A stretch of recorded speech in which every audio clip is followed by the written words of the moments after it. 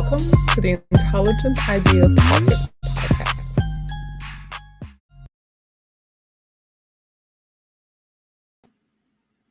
Podcast. We're good? Man, that's gonna be all.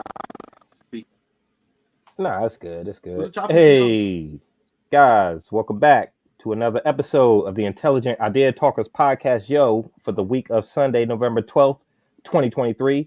Thanks for joining us. I'm your host, D. This is Juice. This is Frank. Hey, and I guess we're back with another review of The Marvels. It's called The Marvels, right? Yes. We're continuing. I thought it was called podcast Marvels from last time. Yeah, The Marvels or something.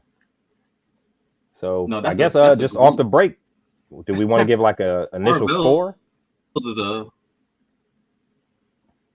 Do you want to give an initial score for the movie? Like, I guess out of, can we do 10 stars? Out of 10, sure. yeah, it's 10 stars. My bad. Let me, Yeah, you go let first. me mute my screen. I thought it was pretty good, man. I say out of 10, I'll probably give it, my bad, had to mute that.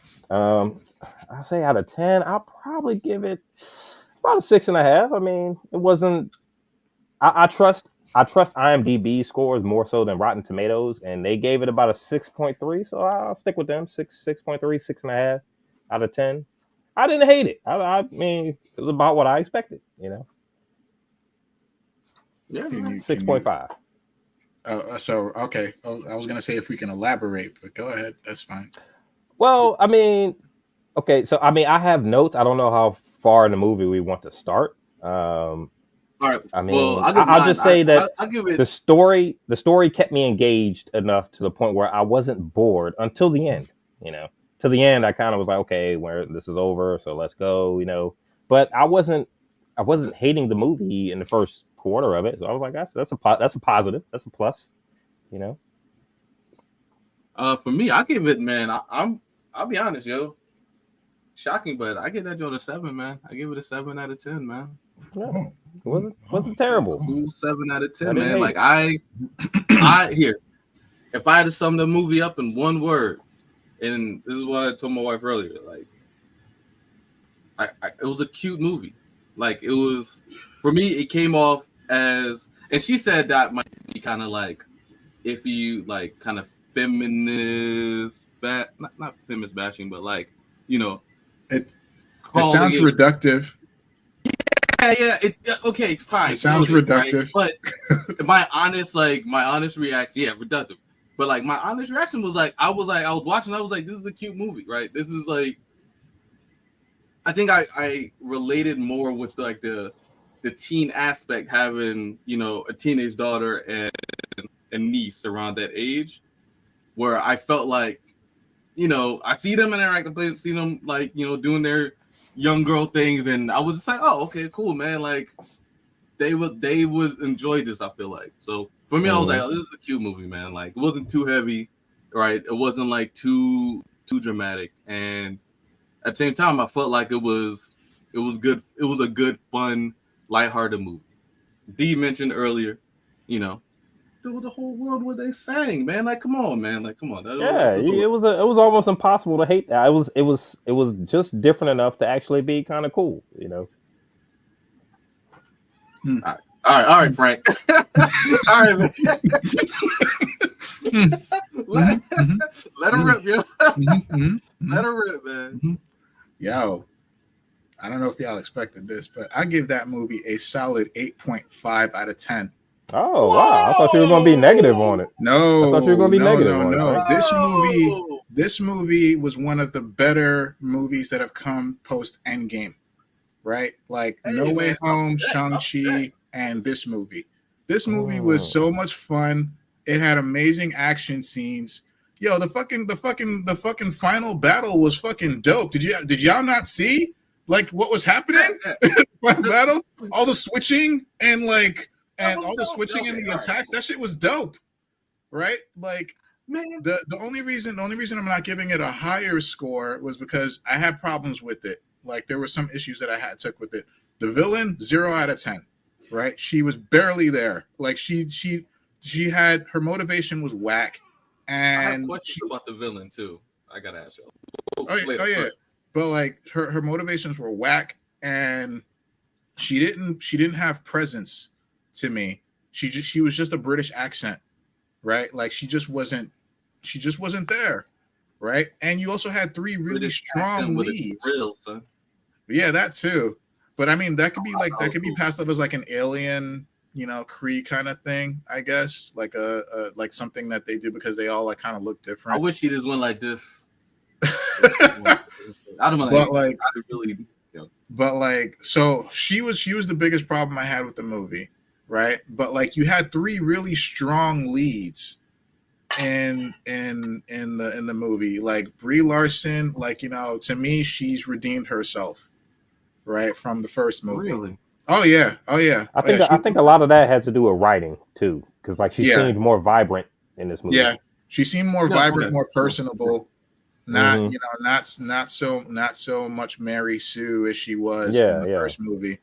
Like, so, but I would say the MVP was Iman Vellani. Kamala, MVP of the whole fucking movie. I don't know. Yes. She She carried absolutely that for me. 100%. She carried that She for was me, man. she fucking killed it the entire movie because most of that was genuine, right? Like she's happy to be there, right? And it showed in her acting. And like when you watch Miss Marvel, like that like just carried over, from like her enthusiasm for being in that show, for being in this movie. Like for me, she was the MVP of the whole fucking movie. But like, I don't know. and Tiana, I feel like a lot of her humor fell kind of flat to me. It was like that kind of pokey humor where like the slapsticky kind of. So it's not that the actress did a bad job. I think she was the comic relief. Her humor, I don't know. Just a lot of the jokes, I wasn't feeling them. I was like, it wasn't really funny. It wasn't a funny movie. For me, like I was saying earlier, like for me, she was like really relatable, right? Like, yeah, I know, like she's like here. She like reminds me of my niece. she was our perspective, like she was like, the audience's perspective on things.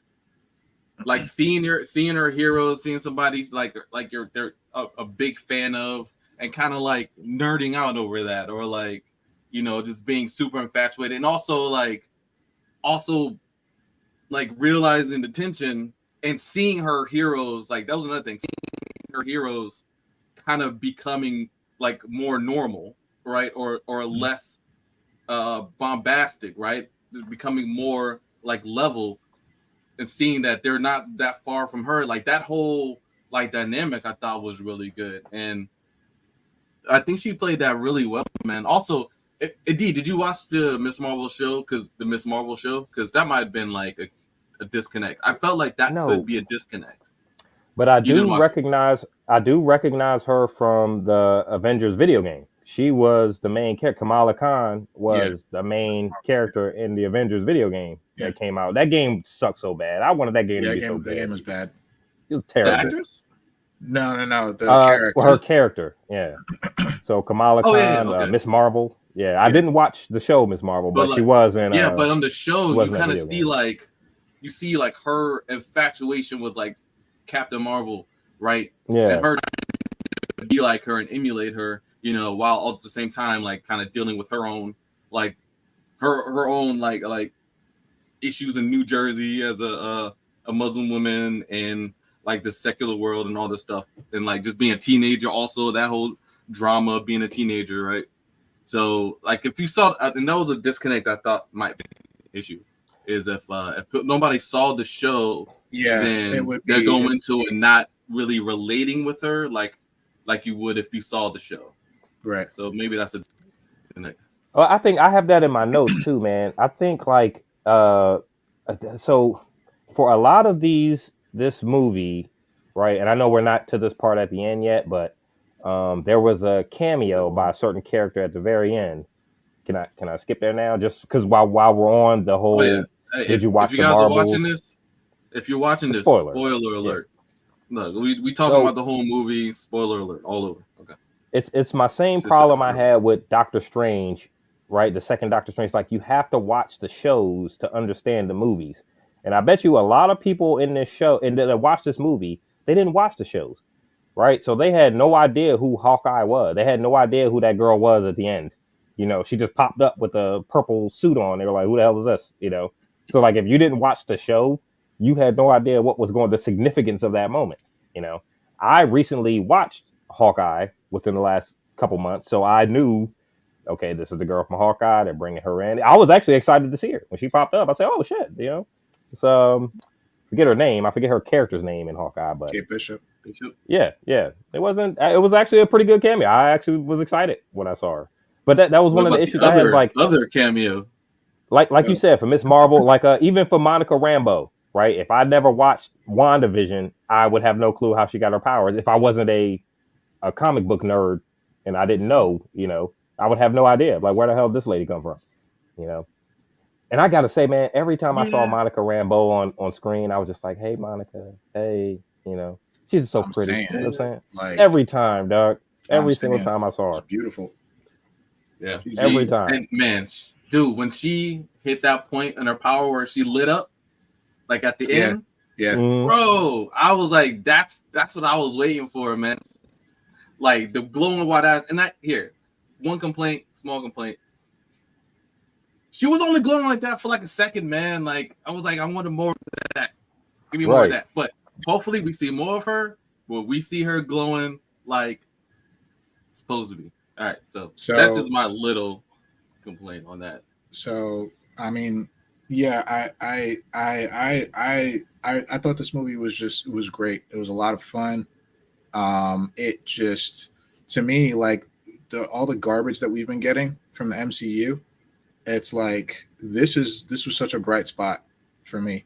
Like this movie is the type of movie that could restore my faith in the MCU if they continue to go in this direction, especially with the implications of what comes next, right? But like, yeah, no, the movie was tight. You know, it was tight. The pacing was great, right? You know, shorter movie, sure, but it was like boom, boom, boom, boom, boom, right? Like, there wasn't really like time to like, you know, get bored, in my opinion, right? Like you were just like boom, boom, boom, boom, boom. You know, they had the only time where the movie kind of slowed down a little bit was when the villain showed up, and also when they were experimenting with the switching. What she was complaining about. Well, when they were experimenting with the switching, I thought it slowed down a little bit. Yeah, but when they were on the ship for about 30 minutes, it turned into like an info dump. It turned into a slumber party at that point. Like everybody, all of them were in their slumber. It was a while, but I love that. But there was still purpose to it, though, right? Like for info dumping. But I don't know. There was purpose to the switching, right? Like they team building. Team building, right? They needed to figure out how it worked, like. And kind of, so another issue I did have with it though had to do with Spectrum or Monica. Like, I didn't like some of her dialogue, right? Like some of her dialogue was pretty, like it was way too tied to Carol, right? Like it was just like, why did you leave? Why did you abandon me all those years ago? And you know, like and I'm like, yo, why are you so hung up on this woman? Like you are your own woman now. You're an adult now, right? You have moved on. Like, yeah, sure, you're following in her footsteps, becoming a captain yourself and so on. But like you should be grieving like this for your mom, right? Like you should be trying to find answers for your mom. I just want to not with this white woman, right? I guess maybe in her defense, there was that there. So it was traumatic. That, like woman. It was traumatic. She lost her mother. She lost the other person that she depended on and cared about during the same time. So I could see her kind of hanging on to some feelings of resentment. But I'm actually on the other side of that, right? Like I'm actually on the other side where like I was okay with that, but I wanted more reciprocation from Carol. Mm-hmm. Yeah. From at least the actress. I felt like her acting on those scenes where the actress who played Monica Rambeau, I can't remember her name, but she had Tiana Paris. Tiana Paris is the actress's name. Yeah. she had some good acting chops in that. I felt like it was it was a little bit deep. She was intense, but like you have her face and then we'll switch over to Brie Larson. Captain Marvel's face, and she just Which okay, hang and on. then she's like, "Oh no, I'm sorry," and then tear, and I'm like, hang on. Where did that tear come from? There was no indication you had any emotion related to this. So and I have a slight kind of threw me. That was my main that was my main issue with the movie was her lack of ability to kind of keep up with the other two actresses. Her acting ability was way flatter than those two. I kind of accepted that though. I kind of accepted that though because that's how she is as an actress, right? Like that's how she was in the first movie.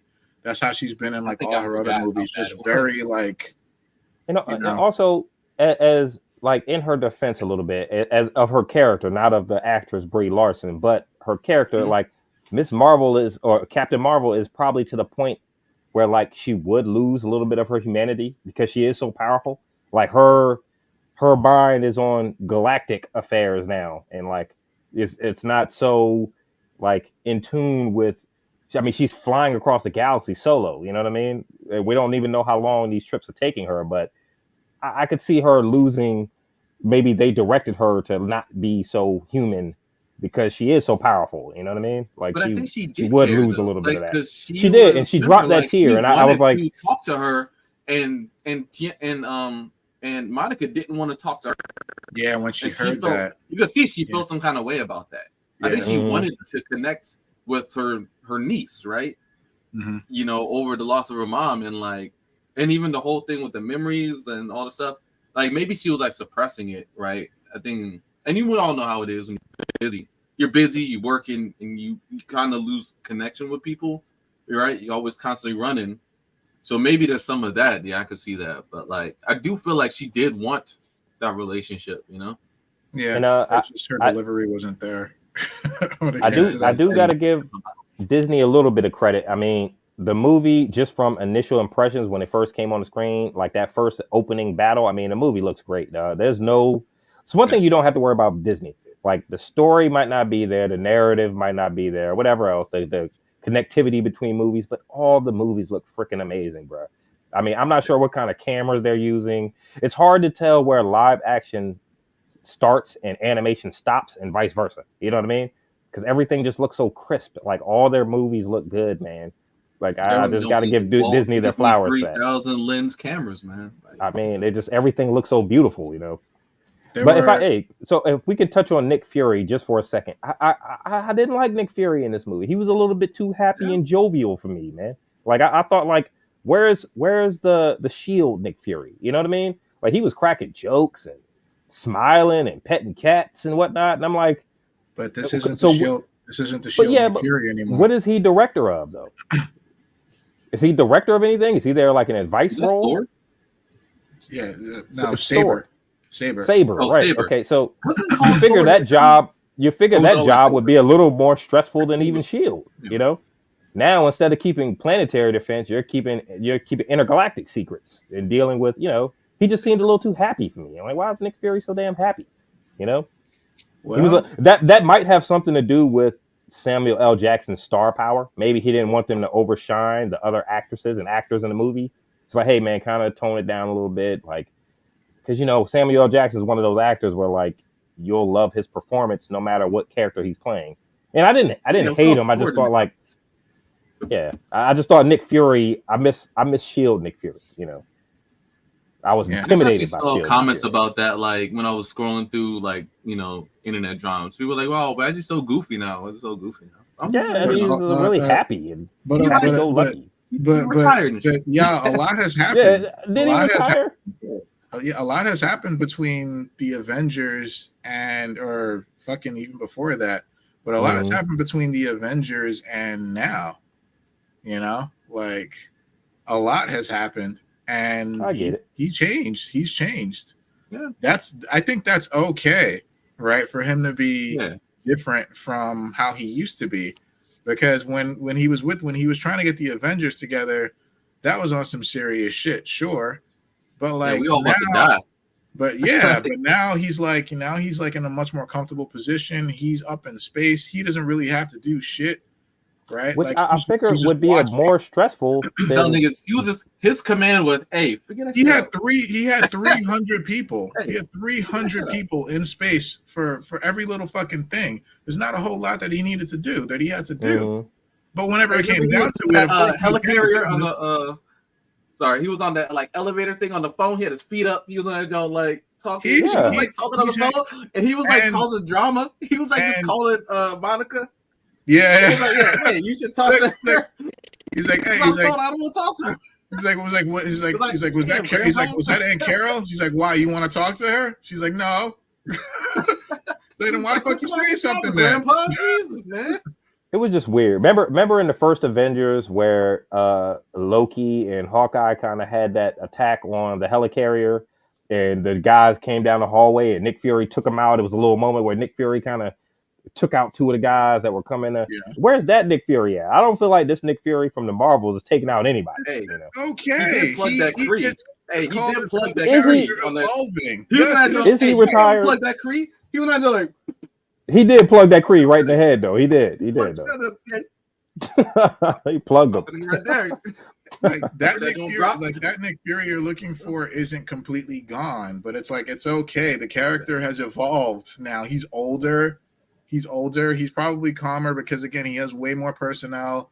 Probably not a whole lot of intergalactic threats going on like on Earth with the Avengers and the superheroes and their bullshit yet. But like he's gonna be I'm sure when like the Fantastic Four come into play, then yeah, we're gonna come right back to intergalactic shit. But like that's I think that I did not mind that at all because I'm like it shows that he's grown, right? Like he's matured in his own way. He's like, I'm not gonna take this shit so seriously anymore. But if need be, if I need to handle business, I will and I can and I will. So I didn't mind that whatsoever. Like there's no the Nick Fury to me, he's the same guy. He's just grown up. You know, like he's not like so serious all the fucking time. I don't know. I feel like his job starting to happen soon. I feel like his job now as director of was Saber would be more stressful than Shield because it does encompass more, you know. But yeah, man, one thing I love about these movies, man, like is like you know, the Marvel movies, comic book genre, whatever you want to call it, is just going to different places, right? Like sometimes you look at these movies and you feel like I actually went there, you know what I mean? Like Tarnak, the Skrull colony. Like I mean, it looked beautiful. The singing world and you know everything looked good. That singing world scene, if we could just jump there real quick, I mean, everybody looked different. All the extras in the background looked cool. You know what I mean? Like I didn't mind it. That scene was like a breath of fresh air. That premise was clever. That premise was especially coming off that slow moment in the movie when they were on the ship. You know that because the movie slowed down for about 25 minutes. You know, at that moment, and then you came there and went to the singing college world, and you're like, wow, this is actually pretty cool. Everybody looked different. The costumes would look gorgeous. And they didn't understand you if you weren't singing. Yeah, if you didn't sing, which I thought was funny. It was so Disney. I thought it was that was very. I think that part of the movie was very like Disney princess, like kind of. It's also kind of thing. very comic booky. Like we have to be honest. It is. The world is not every comic. We have to. It's hard to always like keep in mind that like all these movies, all of Marvel isn't Civil War, ain't Endgame, Winter Soldier, fucking Dark Empire, Winter Soldier. Like true, but that's what we like though. That's Spider-Man to Avengers to I know, but they're all if you're reading comics, you going through the goofy stories all the time, man. Yeah, definitely. But they just doing shit and ain't nothing getting done and everybody hanging out. Like it's just how it is, you know. And like it's like literally every time they go to the Savage Land, every time they go to the Savage Land, it's like all right, we could do without this, but I guess we gotta go here. Here we are. Oh, there's a fucking dinosaur. Oh shit. you know? True, it's like the dinosaurs running around. You're talking about fucking turning everybody into dinosaurs. This dude is literally Tarzan, but we can't call him Tarzan, so we call him Kazar. You know? Kazar.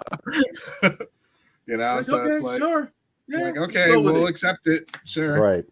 But it's like, I like that they do spin those into the movies, and like I always feel like even like in game and like all these movies like spoiled us, man, and it made us like really crave that like constant like action, right? Anyway, it's just like it's cool that we have variation in the movies, and this again, like I don't want to be reductive, but this movie was cute from the singing world to the converse to this them hanging out in the ship, which like it was like a slumber party team building, right? To the cat having alien monster babies and running around transporting that part people was and funny fucking too. kittens.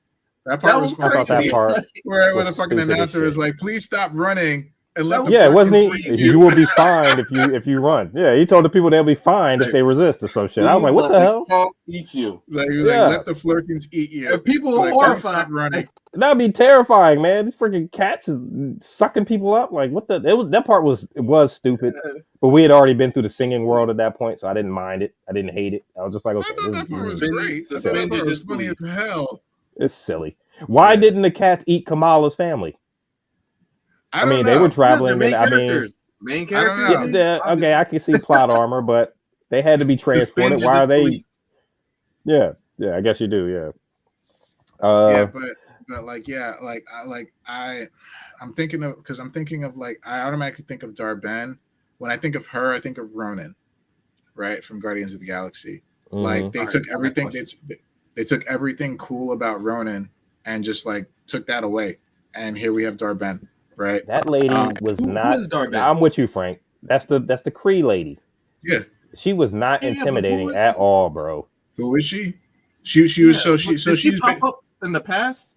no. I don't think so. She was just like the new leader. She's another Kree. So she was another Not from like Kree. Guardians of the Galaxy or something? Like, it wasn't like Ronan. Ronan was like an exile. Ronan was Yeah, like Kree she has exile. Ronan's hammer, which I So recognize it's immediately. the hammer is a universal weapon. That Mhm. hammer is like a Kree weapon. You know, like how we have swords and guns and shit, right? Like, just all over the place. Like that hammer is the equivalent of like a sword, and on Earth here. But Oh like, wait, so it wasn't like a specific hammer. So that of wasn't Ronan's, it was necessarily just that wasn't Ronan's Ronan's hammer. No, that wasn't Ronan's hammer. But the thing I was is wondering that because I'm all like, the how did she hammers- get it? all the hammers do the same thing. Like, all swords here are supposed to do the same thing, cut shit, right? All the hammers do the same thing, where at its core, you can basically put whatever you want in its core, and you can access its power by striking the hammer, or striking it like with the head, or striking it at the base, at the hilt. So that's the universal weapon. That's just a universal Kree weapon.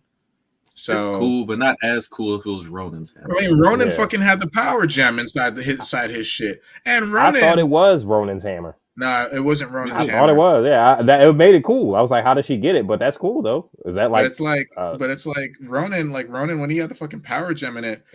Thanos is like, bring it to me. He's like, and Ronan is like, no. Yeah, Like, that no. I know what I have. After I'm done purging Xandar, I'm coming for you. And I was like, oh, you just straight up threatened Thanos. I'm like, yo, you that the was man. hard. but then he got defeated by the Guardians of the Galaxy and shit. So whatever. Yeah, dance battle. You started dancing. No, it was actually the Care Bear stare.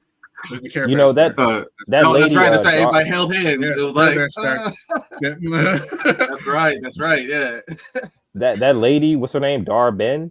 Darben. Couldn't be less intimidating. I was like, what is this the main bad guy? Like, she had no presence for me. Like, and how is she taking on all three of the Marvels with just the gauntlet at the end? You know what I mean? I'm like, she doesn't even have her hammer. The gauntlets are way more powerful than I guess. than I just felt like because Kamala had one of the gauntlets, so it's like I feel like with Captain Marvel and Kamala, who has a gauntlet, they should have been able to overpower her. You know what I mean?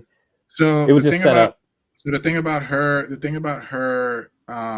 there's a lot of like weaknesses to like her motivation, right? Like, because her whole thing was that her people on the planet can't breathe the air because the sun is damaged. All right.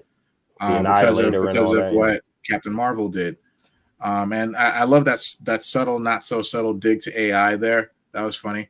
But the sun was weak because they couldn't breathe the air.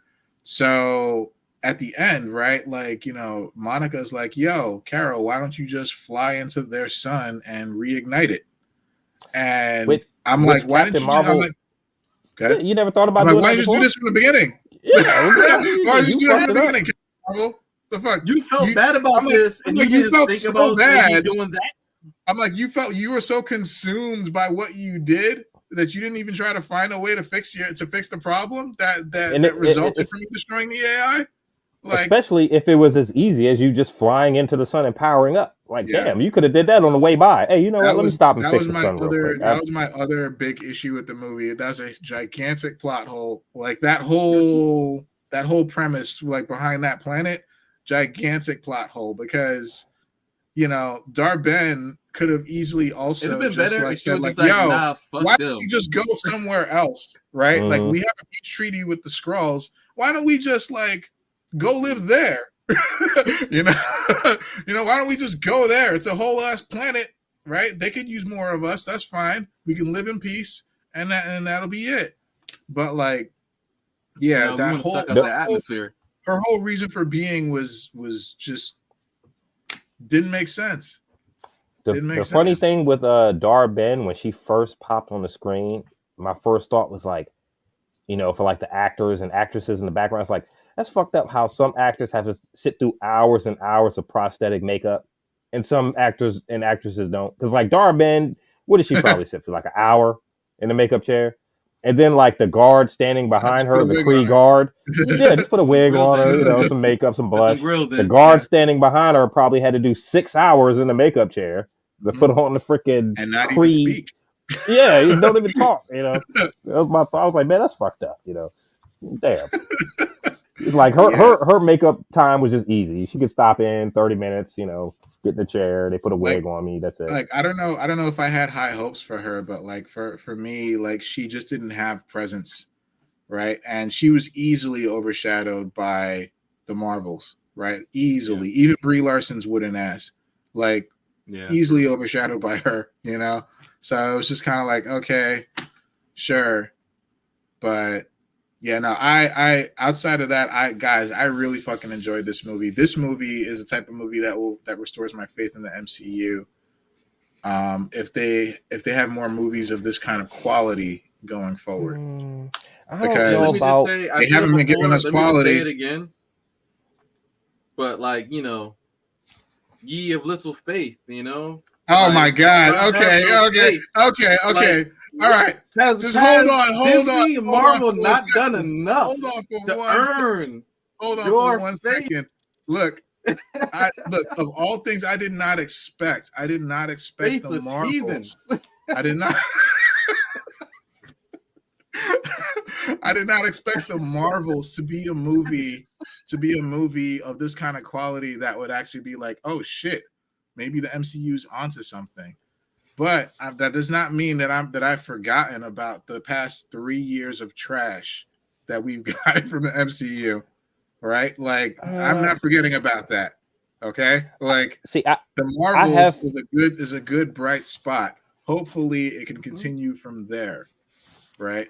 I have faith in the MCU already, just built up off equity of what they've given us. But I don't know if this necessarily restored my faith in them going forward, because there still was no mention of the Eternals, Shang-Chi. Like, I still don't see like an overall. That's why I kind of appreciated the Hawkeye. I appreciated the Hawkeye cameo at the end, because it did give you some hope for like, okay, they're going to continue this into this direction. We're going to get these guys from the shows who've been showing. I did like that. I did like that Kamala is acting like the Nick Fury, because it makes sense, at least as far as Champions is concerned. She's the leader of the Champions team, right? And on the Champions team, you have her, Spider-Man, Miles Morales, young Nova, the younger Nova, Cyclops, Hulkling. Amadeus Cho, Hulk, and you have Amadeus Vision's daughter. I forget her name, Valerie. But Yeah, anyway, Valerie. so she's the leader of the Champions team. It's like her own Avengers team. So they're shifting with the MCU, and it looks like they're making her the leader of the Young Avengers, which I'm okay with, right? Because Yeah. we've seen, because we have our Hawkeye, we have our Ant-Man, we have our that explains Echo too. Oh yeah, true. We have You our mentioned Hawkeye, Echo, we have so- our Hawkeye, we have our Ant-Man, we have our oh my god, technically a Kang variant Riri. is Iron Lad. So we have our Iron. Okay. We possibly have an Iron Lad with a Kang variant.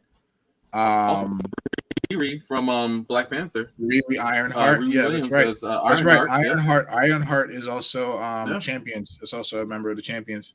Yeah. We have our Captain Marvel, America. We have our Patriot Eli Bradley. We have him.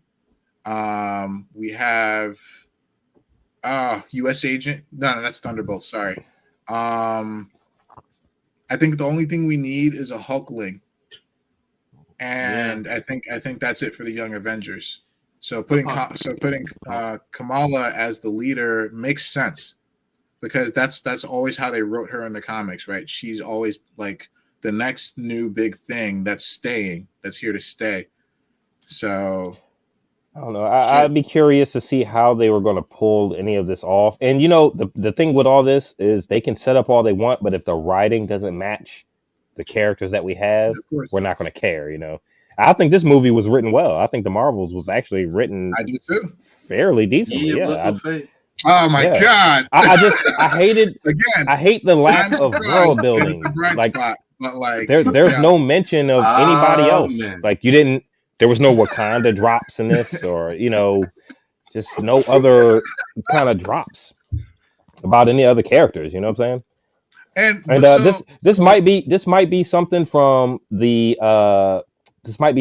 just because there's 3 main women characters in here, and we went through the same thing with Black Widow back in the old MCU days. Did you guys mind the obligatory butt shots? Did you notice those? You know what I mean? At all? Was it just me? Yeah. There's obligatory butt shots all over the place. I mean, I didn't hate it, but I'm like, Jesus, guys, when are we going to move on from the obligatory stand behind Brie Larson with the camera low enough for it'll 10 never seconds be as bad as Batman Forever and Batman when all the Batman movies. Just showing Batman's ass for no reason. It'll never be that bad. So, well, Batman usually had a cape to cover his ass. Was subject to those. Batman had a cape not in to those cover scenes his where ass. they was like strap. Oh yeah, okay, that was the first movie, and he did slide his ass cheeks, and he did. That was the first movie. They showed his ass cheeks through the suit. Yeah. Why did it have nipples on the suit? Well, he had to have a place for his nipples to go when he put the suit on. Why did he have it? His nipples had to slide in there. Why did he have a bat turntable? Why did he have a bat turntable? Was that the one with Mr. Freeze where he was like DJing or something? That was Batman Returns. Okay, yeah. Batman Returns was dope. That was yes, it was.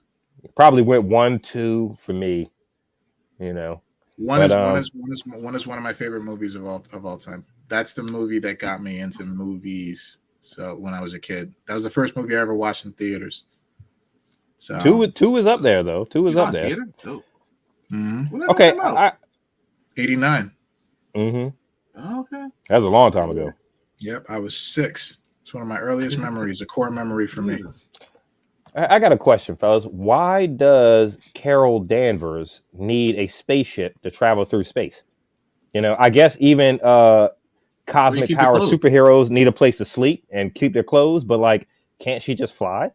Like, why does she need piss in space? That's what a bathroom. Why does she need? She can just fly. Yeah, I guess the bathroom is on your ship, but it's exactly for those reasons. It's exactly that's where her alien cat is hanging out. Yeah. It's exactly for those reasons. She's still, biologically, she's still a human, right? I thought it was just because, like, she had 2 people with her and they needed the info dump at that moment, so we needed a place for them to info dump and also be on the way to somewhere. I mean, I'm like, why the hell does she need a ship? she's super powerful, but she still needs to, like you said, go to the bathroom, change her clothes. Like, yeah. I figured she that's gets what it was. tired. She need Like, to charge and, her cell phone. From one planet to another, she can't make that trip. Like, when it needed to like use the jump points, she can't make that trip by herself. Like, she still needs like to warp, right? I guess, but up until now, we've never seen her have a spaceship. She's always like when she came in at the end of Endgame, she just flew in out of nowhere. Did she come through a jump point? I guess we don't know. They didn't show her. She came from her ship. She's always had a ship. Did she have one in the first Captain Marvel? She did. Okay, I have to watch that again. I've never seen it. I've seen that movie maybe twice. I didn't like the first Captain Marvel. I like this movie way better than the first one. I didn't like the first Captain Marvel either. And I like this movie. I saw it once, and I don't remember shit from it. Yeah, I like this movie way better. It was a much better movie. But yeah. Okay, so I'm gonna bring up something that that popped up, and here this was a point of major contention. Let me share this image. It's a meme that popped up. Let's see, can I do this?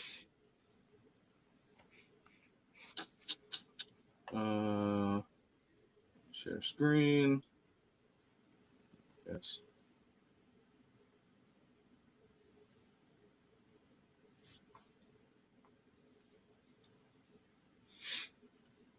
Yeah. This popped up in one of the black nerd groups.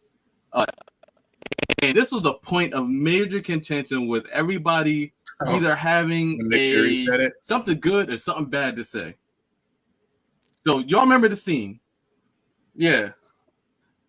So the arguments. That's not exactly how the scene went. That was corny. It's not. But still, like, this is how it was presented, and this is how the debate. One, everybody, that was corny. Why they're using such corny language, and then two, that fit the scene fairly well, and it was not a big deal, and it was funny, right? So I don't know where y'all land on this. Was it corny or was it kind of funny? I'm not gonna say it was hilarious, but was it corny or kind of funny? Well, I didn't mind it at all. Like, I don't even remember it, so I doubt it was corny. Like I didn't mind it at all. So I'm in the camp of the second side. Like, not that big of a deal. Yeah, there's a black person saying it to another black woman. That's fine, right? He's literally the only other person in the movie that could have delivered that line to her. At that point. All right, yeah. And it wasn't like it was a white person saying it to her or something like that. So that would have been a little bit too. That would have been a little more egregious. Yeah, but I think I also didn't mind because I mean she's just so gorgeous. That's why I landed on that. I didn't. She's just so gorgeous. I didn't even pay attention. I was just looking at her the whole time. I was just like, man, I mean, look at her, bro. You know what I mean? I do have to say, like, their outfits were kind of whack. I don't know why they changed Captain Marvel's outfit at the end. Like, I thought her early movie outfit was a little better. Captain Marvel. And Captain Marvel. They changed it towards the end. You know that's a Marvel thing. They had to change the outfit. They had to change the outfit for every movie. Kamala's was cool.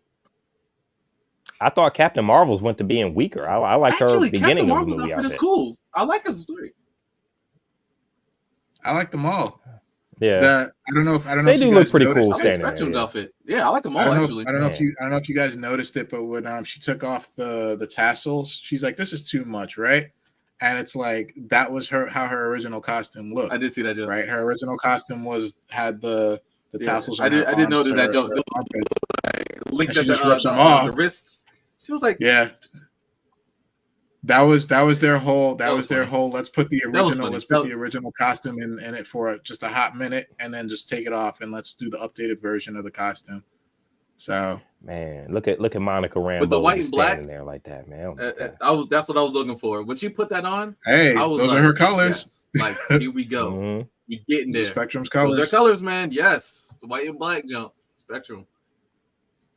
I thought at the beginning of the movie, because that was I didn't have a problem with any of the she's outfits. Not just Spectrum, but she's constantly like, "Oh, I don't really want to commit to a name." Yeah, and then Kamala mentioned Spectrum in passing, and she's like, "No," and I'm pretty sure when they meet This is again, Spectrum. I'm sure they'll meet again. When they meet again, she'll be going by Spectrum. hmm I thought like at the beginning of the movie Mhm. they had that opening She had a fight, couple names. and that's where we could establish one, powers, and two, the gravity of the movie. And I guess getting towards the end of the movie they weren't going for such a serious tone, but I thought, and this might just be a nitpick, but they had like some punk rock music playing at the very beginning of this opening fight kind of montage. Remember when they kept switching places and they didn't know what the fuck was going on? Mhm. Like she would throw a punch and they'd switch and blah blah blah. I just thought the music took away from the gravity of the moment a little bit for me. Like it was like punk rocky and you know what I mean? And it's like we're supposed to be establishing stakes, you know? And I guess now that I'm thinking about it, the way the movie ended, maybe they weren't going for stakes. This wasn't like a serious overarching threat movie. It was just, hey, this is a cool, fun movie for everybody to come see. And, so maybe that's an unwarranted nitpick, but thought the music took away a little bit. I was like, aren't we supposed to be a little more serious here? It was like Well, bad music happy placement can do party that. at the Bad beginning. music, trust me, bad music placement can do that. That's how I felt. That's how I felt with the Mario movie.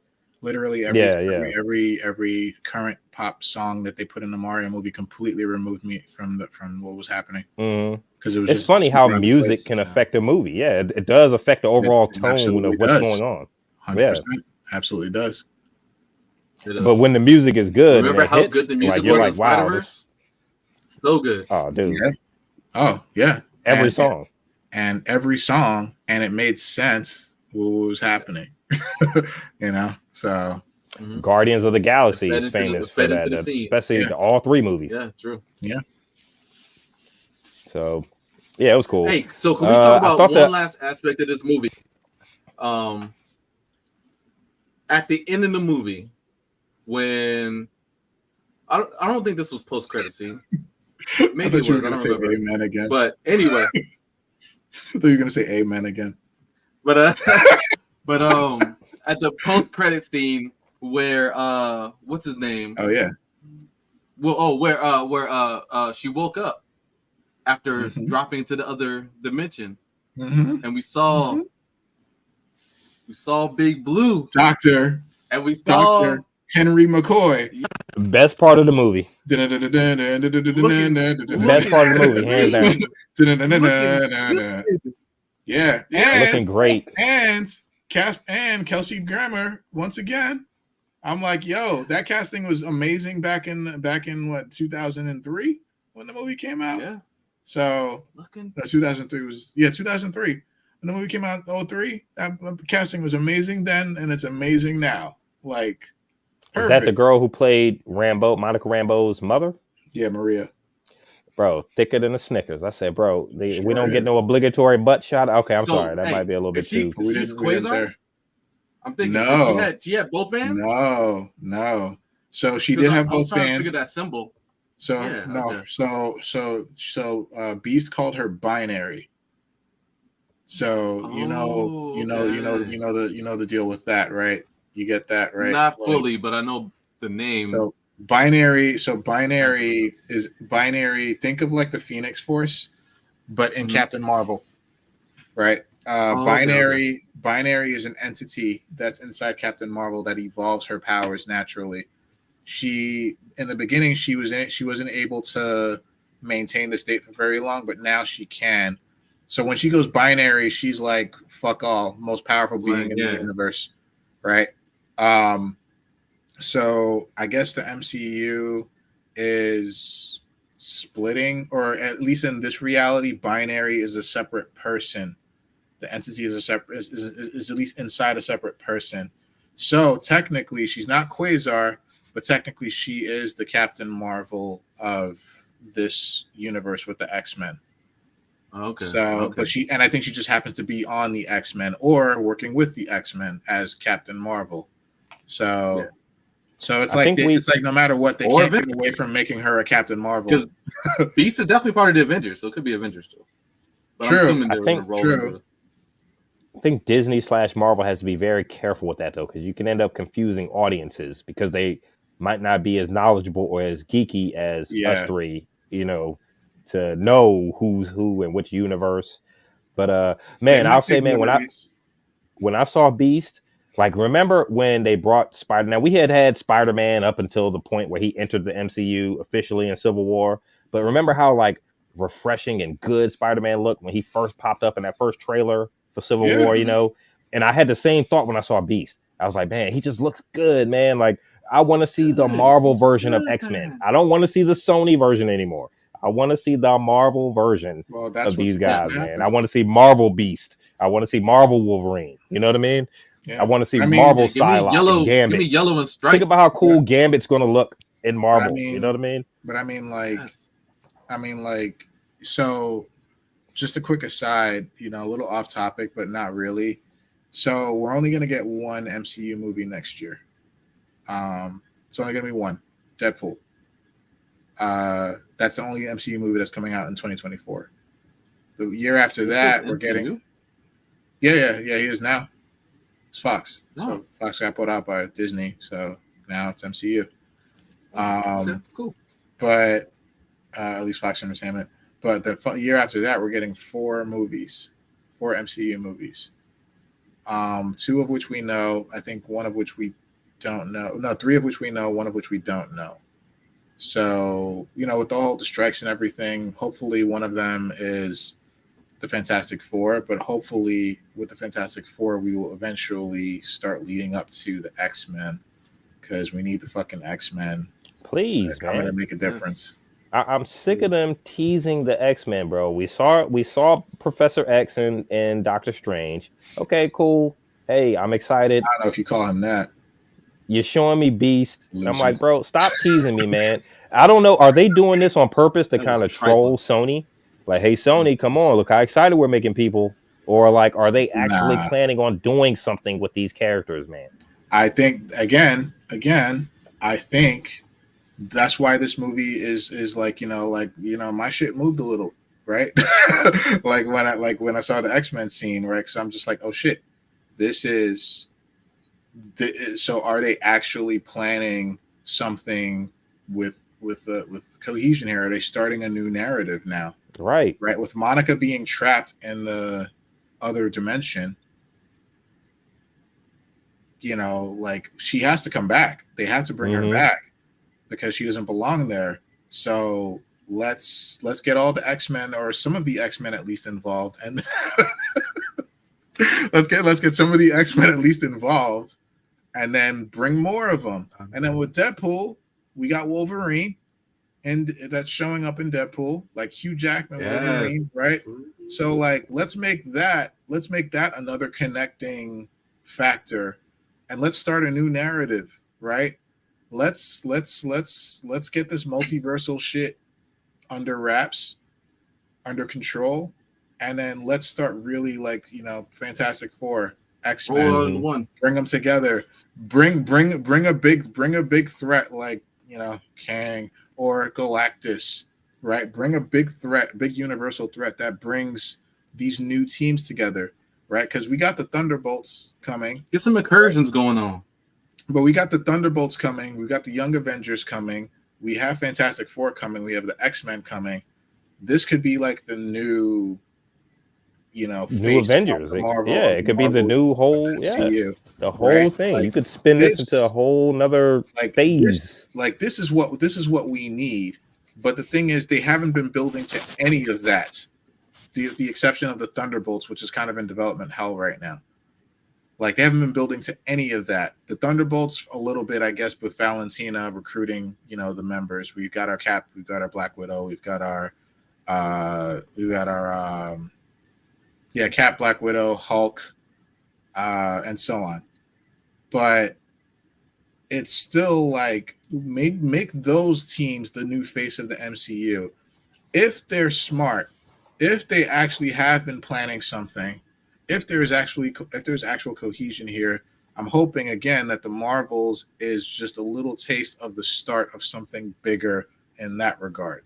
So here's hoping for the best on that. But unfortunately, I think it's like by the year 2030, like that's when we'll maybe see something along the lines of like a phase one or end of a phase one where it all fucking actually comes together and makes sense and is cohesive. That's why So I was kind of Yeah, really dirty. disappointed that they didn't point to any other characters in him. I mean, like we were talking about last cast, there's still no mention of Shang-Chi. What's he been doing? I don't think this movie needed to do that though. This movie by itself was a one shot, and they went a lot of places. They did a lot of things in this movie all by themselves, right? The X-Men thing was only because, again, because of them, right? Because of Monica, she chose to stay behind. She could have easily just like gone on the other side of the portal or the jump point and closed it from there. But she's like, I always knew I had to stay. So she closes it from the inside. And that's where now, okay, we have possible connections into the multiverse. They open that thread up again. But like, I think this movie on its own, they went a lot of places and did a lot of things on their own. And I think it was handled well as far as that goes. They went to three different worlds, not including Earth. And they did a lot in their own movie. So they introduced us to 3 new worlds and new characters and new threads, the team themselves, the power switching, the Kree, they expanded upon the Kree a little bit, the Skrulls a little bit. The Skrulls are now in Asgard. Right. Now they're in New Asgard. Like, they did a lot in this movie. I didn't think they really needed to connect to everywhere else. The only reason I say that is just to build the overarching, to build up the overarching story as far as like these movies are connected to other movies. There's a overall narrative here. I guess narrative is the word of the day. Anything to say? A plan bigger than just there's a plan. There's a plan bigger than just this movie. You know what I'm saying? So as like far to as me, they're playing a long game, guys. Honestly, a long game. Them showing the Beast cameo did a lot to save that for me. Marvel, but I just wish they had referenced some of their other Phase 4 projects, which I guess they did. That Hawkeye, that Kate Bishop, to me, that Kate Bishop cameo was like, that was awesome. That was pretty cool to see her come through. We're in Phase 5 now. Like, well, yeah. But I Phase 4 stuff. I just wanted the Phase 4 stuff to come through to matter in Phase 5. Because if they don't show anything in Phase 5 or Phase 4, none of the Phase 4 stuff matters, Yeah, you're right. It doesn't matter. Over like different Phase 4 movies, didn't matter whatsoever. Right? Like, what was that Marvel movie that came out? And who were the features in that one? Ant-Man. So we had features in that one. Who was, I don't remember. Kang? Wait, I guess features? Kang, you could say. Other than like other characters featured in that popped up in. I'll almost say we kind of didn't need that in. We kind of didn't need that in Ant-Man because Ant-Man was already an established Avenger at that point. He had already had 2 other movies. He was in. What I'm saying is like maybe there were no other characters that showed up outside, like that mattered except for Kang. Kang was like the big, it was like his big introduction, except for like the end of Loki. But it was like his big introduction in a movie, in an MCU movie. I feel like there was somebody else, man. I can't. They brought Yellow Jacket back as MODOK. They brought Yellow Jacket back as MODOK. That was it. That shit was funny. Not what I meant. That was funny. Did he Did he drop a tear or something in there or something? Yeah, it was. That shit was funny. Yeah, that was weird. That was literally the only other returning character. Like weird. I think the thing that you're kind of thinking about is that it was a vehicle for Cassie, right? It was a vehicle for her because she's eventually going to become Ant-Man and be a member of the Young Avengers and so on and so forth. So that was what that you get me. That's what I'm saying. Like that's so there you go. So what I'm saying is using or they're going to start, easing in different characters through the movies on the sidelines, right? Like you said, Cassie. I didn't watch Guardians of the Galaxy 3 yet, which I will soon, but I don't know who other than Adam Warlock. I heard Adam Warlock. Well, I mean, it's a giant spoiler, so I'm not going to say what happens at the end. Juice.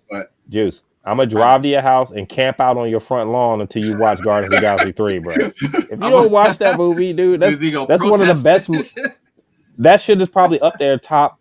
I mean, it has to be top 10 for Marvel movies, man. It's a great movie, man. Actually, so sorry to answer your previous question. Guardians of the Galaxy was the last MCU movie that came out this year. The one before this one. Ant-Man was February. Guardians was like May, and then we have the Marvels now. Were there any features in that one that would have been maybe relatable to my theory? Guardians 3. I can't say. All right. Well, I'm gonna watch it, and you need to watch it. I can't say. We can't say. I tell you, after this cast, I'm driving to your house with my tent, and I'm gonna set up my tent in your front lawn until you watch that movie, man. Yeah, we Your can't. neighbors gonna be like, who the fuck is watch this guy? Guardians now. Yeah, Watch Guardians now. you protesting, man. Also, one of the best villains that MCU has had. There is literally zero redeeming qualities about this villain, and he's the most cruel villain that the MCU has ever had. So, Did they kill him? I can't say. This dude's like, I'll watch it. Watch it, please. This All right, dude guys. So we're an hour in on this topic. Good hey, real quick, can I say real quick? Okay, so the Kree ships, I thought the attack at the end, the final battle, the Kree ships were freaking dope, man. Like they looked different than anything I've ever seen. Like, you know, Star Wars is kind of like for me, like the pinnacle of sci-fi ships and, you know, different ships and everything. And I don't know, the Kree ships look like pyramids that were like stacked like vertically on top of each other. You know what I mean? Like, yeah. Even like the fighters look like pyramids. You know, I thought that was really cool, man. I thought that was like it just stood out. Looks different than any other ship I've ever seen in a sci-fi movie. Yeah, right. Yeah, it's like I don't know, just they look real cool. Yeah, I think that was it, man. Yeah, I was still mad at Bree for like flying into the sun and fixing it in like 10 seconds. I'm like, why the fuck did you do that 100 years ago, Bree? Captain Marvel. Did you guys notice that she had the other bracelet? Did she? Oh, she kept it. She did. Hey, I got a question. She was wearing it when she flew into the sun. Oh, I could see that, the amplifier power and everything. I didn't notice either. I got a question. So how didn't the Kree lady, the boring lady, how did she not survive the clash of the bracelets, but Kamala did? I mean, she clashed the bracelets and it was cool. Like she shot out the beam, powered up Monica Rambeau at the end. You know, because remember the Kree woman clashed the bracelets and she dissipated. You know, she disintegrated. I'm like, well, how did they explain that? Sort of. It's kind of a really like corny. It's the corniest reason ever. But I meant for this. No. So you remember when Kamala said, this bracelet has traveled through time and space to find me. The bracelets belong to her. So that's why she was able to. They were meant for her, right? So that's why she was able to handle the power. It's why it gave her power in the first place, right? I wish they would have explained that a little better. Where did her grandmother get the bracelet? Because she explained how her grandmother has sent her a bracelet or something. You got to watch the show. Actually, the show doesn't explain it either. How she got it, yeah. The show doesn't explain how the grandmother got it. The show just explains how the grandmother giving it to her. Give it to her. So like I thought it was gonna be something like, you know, when I was watching the show, it's gonna be like, oh, you know, like maybe she was a superhero and she's passing it down to her granddaughter. But like I liked it. But like it's a fun show. But like I liked like the end, like towards the end, I was like, whoa, you know, like when the bracelet took her to like India, and I was just like, yo, okay. So like, that's we doing all that, and I'm like, yo, this is crazy. Okay. So yeah, the show took a turn for me there. I was like, whoa. You know. But anyway, so yeah, the bracelets are meant for her. So that's why it's the corniest reason ever. So you could think of it as like Dar-Ben was full of malice and evil, and you know you also notice Dar-Ben, right, never actually used the bracelets like in a the one bracelet in a powerful way. She only used it to absorb energy, right? Yeah, That's yeah. literally the only thing she was able to do with it.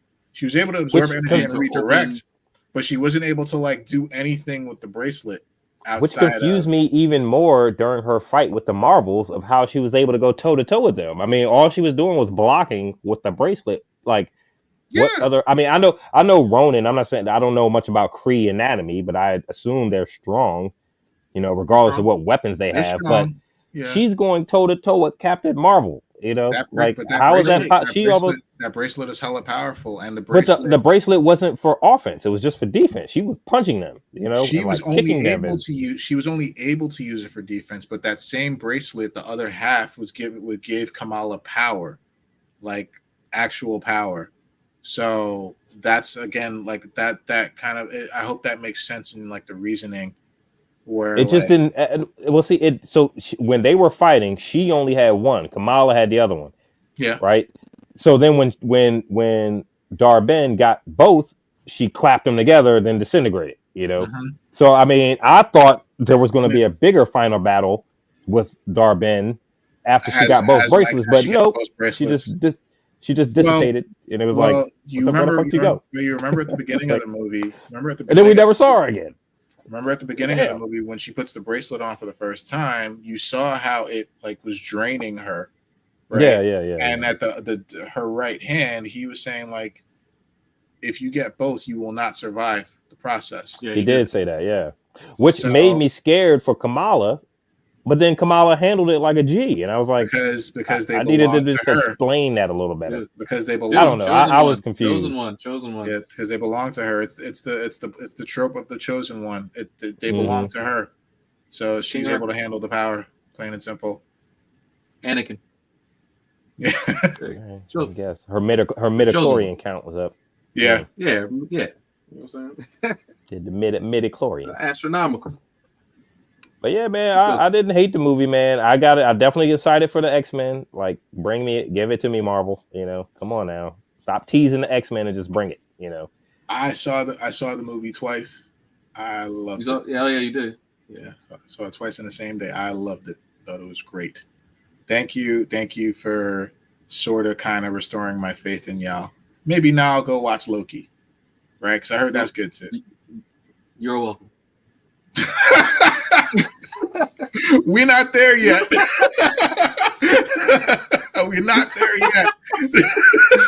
Yeah. Like, man. We ain't there yet. But maybe if they're smart, we'll get there. So Yeah, man. Dude, I hear this all the time. Like, like thanks for restoring my faith and everything. It's like, no, we never should have lost faith, Frank. There's still Marvel. They still have some equity built up with us. You know what I'm saying? We never should have lost faith. You've seen That was one phase out of 4. You know what I mean? Like they're allowed a bad phase if they Yeah, came out with little 3. faith. No. They came out with 3 straight phases that were off the hook. No, they are not. They are not. Yes, and that's in the past. Now, if phase 5 sucks, then we got a problem because that's 2 out of the last 3. That saga is over. Phase 1, 2, 3. It is wrapped up. It is finished. There is no more continuation of that. Yes, but that good credit doesn't just disappear. I'm still holding on to that quality shit. Sure, but this is a platinum brand that is rusting. Right? It is rusting, everybody fucking knows it. There's a platinum brand that is rusty. It's rusting right in front of our eyes. Right? Phase 4 was a fucking Only mess. to the faithless. And they're continuing into phase 5 as a fucking mess. And surprisingly, the Marvels, I was like, oh shit, okay, maybe y'all got something. But I felt the same way with Shang-Chi, and I felt the same way with Spider-Man, but Spider-Man was a one-off. Shang-Chi technically is a one-off because there ain't shit being heard about him. Which is why, I was just kind of disappointed they never mentioned him. And even the Eternals. Oh, you do have to count the shows are in this conversation. The shows are in this conversation. Yeah. They're either so Moon Knight. They're good. They're great. It's a good show, but nobody fucking asked for it. How does he fit? Who fucking cares? Moon Knight? Nobody fucking knows who that fucking character is. Nobody gives a shit. Nobody cares about Moon Knight. Find out. Nobody cares about Moon Knight. Nobody cares about the Scarlet Scarab. Nobody cares about fucking the oh my god, the other personality. Who's he gonna become? I forgot the fucking name. Oh, Cole? No, something. Cody? I fucking something. forget. Anyway, nobody nobody fucking cares about Moon Knight. So the MCU shows are either plagued with good quality shows that no one fucking asked for, and doesn't fit anywhere in any narrative whatsoever, or just straight up bad shows that nobody asked for and doesn't fit in any narrative. That is literally black and white, right? There's no gray in there. Maybe Loki. Nah. Maybe Loki's a gray area because Loki actually fits into the narrative. Maybe WandaVision fits into the narrative, but that was the first show. That was the experiment. Miss Marvel. WandaVision was when they were fresh off phase 3 and they still had all their think tanks there. I think where Marvel really dropped the ball, especially in the MCU or the movie side of everything, is Thor: Love and Thunder, man. I think that was a total ball drop by Marvel. That movie had no business being that goofy and silly and stupid. It was, that was one of your stupid movie. That's one of your tentpole characters. Their most powerful villains. Right. What a fucking waste. Tentpole character. Wow. That movie should have had more weight and gravity and more stakes to the overall movie side of Marvel. Just awful. It should have been something like Guardians 3, like John, wasn't he? And it wasted. Yes, wasted dude. Yeah. Gore the God wasted them. Fucking waste. I mean, fucking Thor Christian being Bale. so silly and goofy. Wasted Christian Bale. That was a fluke. Look, let's just say that was a fluke. Not every movie was gonna be good, and whatever idea they had just didn't work out. Like, fine, but that being the lowest bar, there's not many that look like that. There's only one, right? Are we talking about overall or in phase 4? Question. Both. There's a couple that look like that. A lot of common elements. Yeah, there's a lot of common elements in other movies and TV shows that look like that, for sure. Yeah, definitely the TV shows. Definitely the shows. Wasting major villains. Black Widow, wasted Taskmaster. They fucking played Taskmaster like Taskmaster's supposed to be like fucking ridiculous. And yeah, she was all right. Like before she took her mask off. But then it's like, yo, you're supposed to be able to mimic literally anything you see. You have physical photographic memory.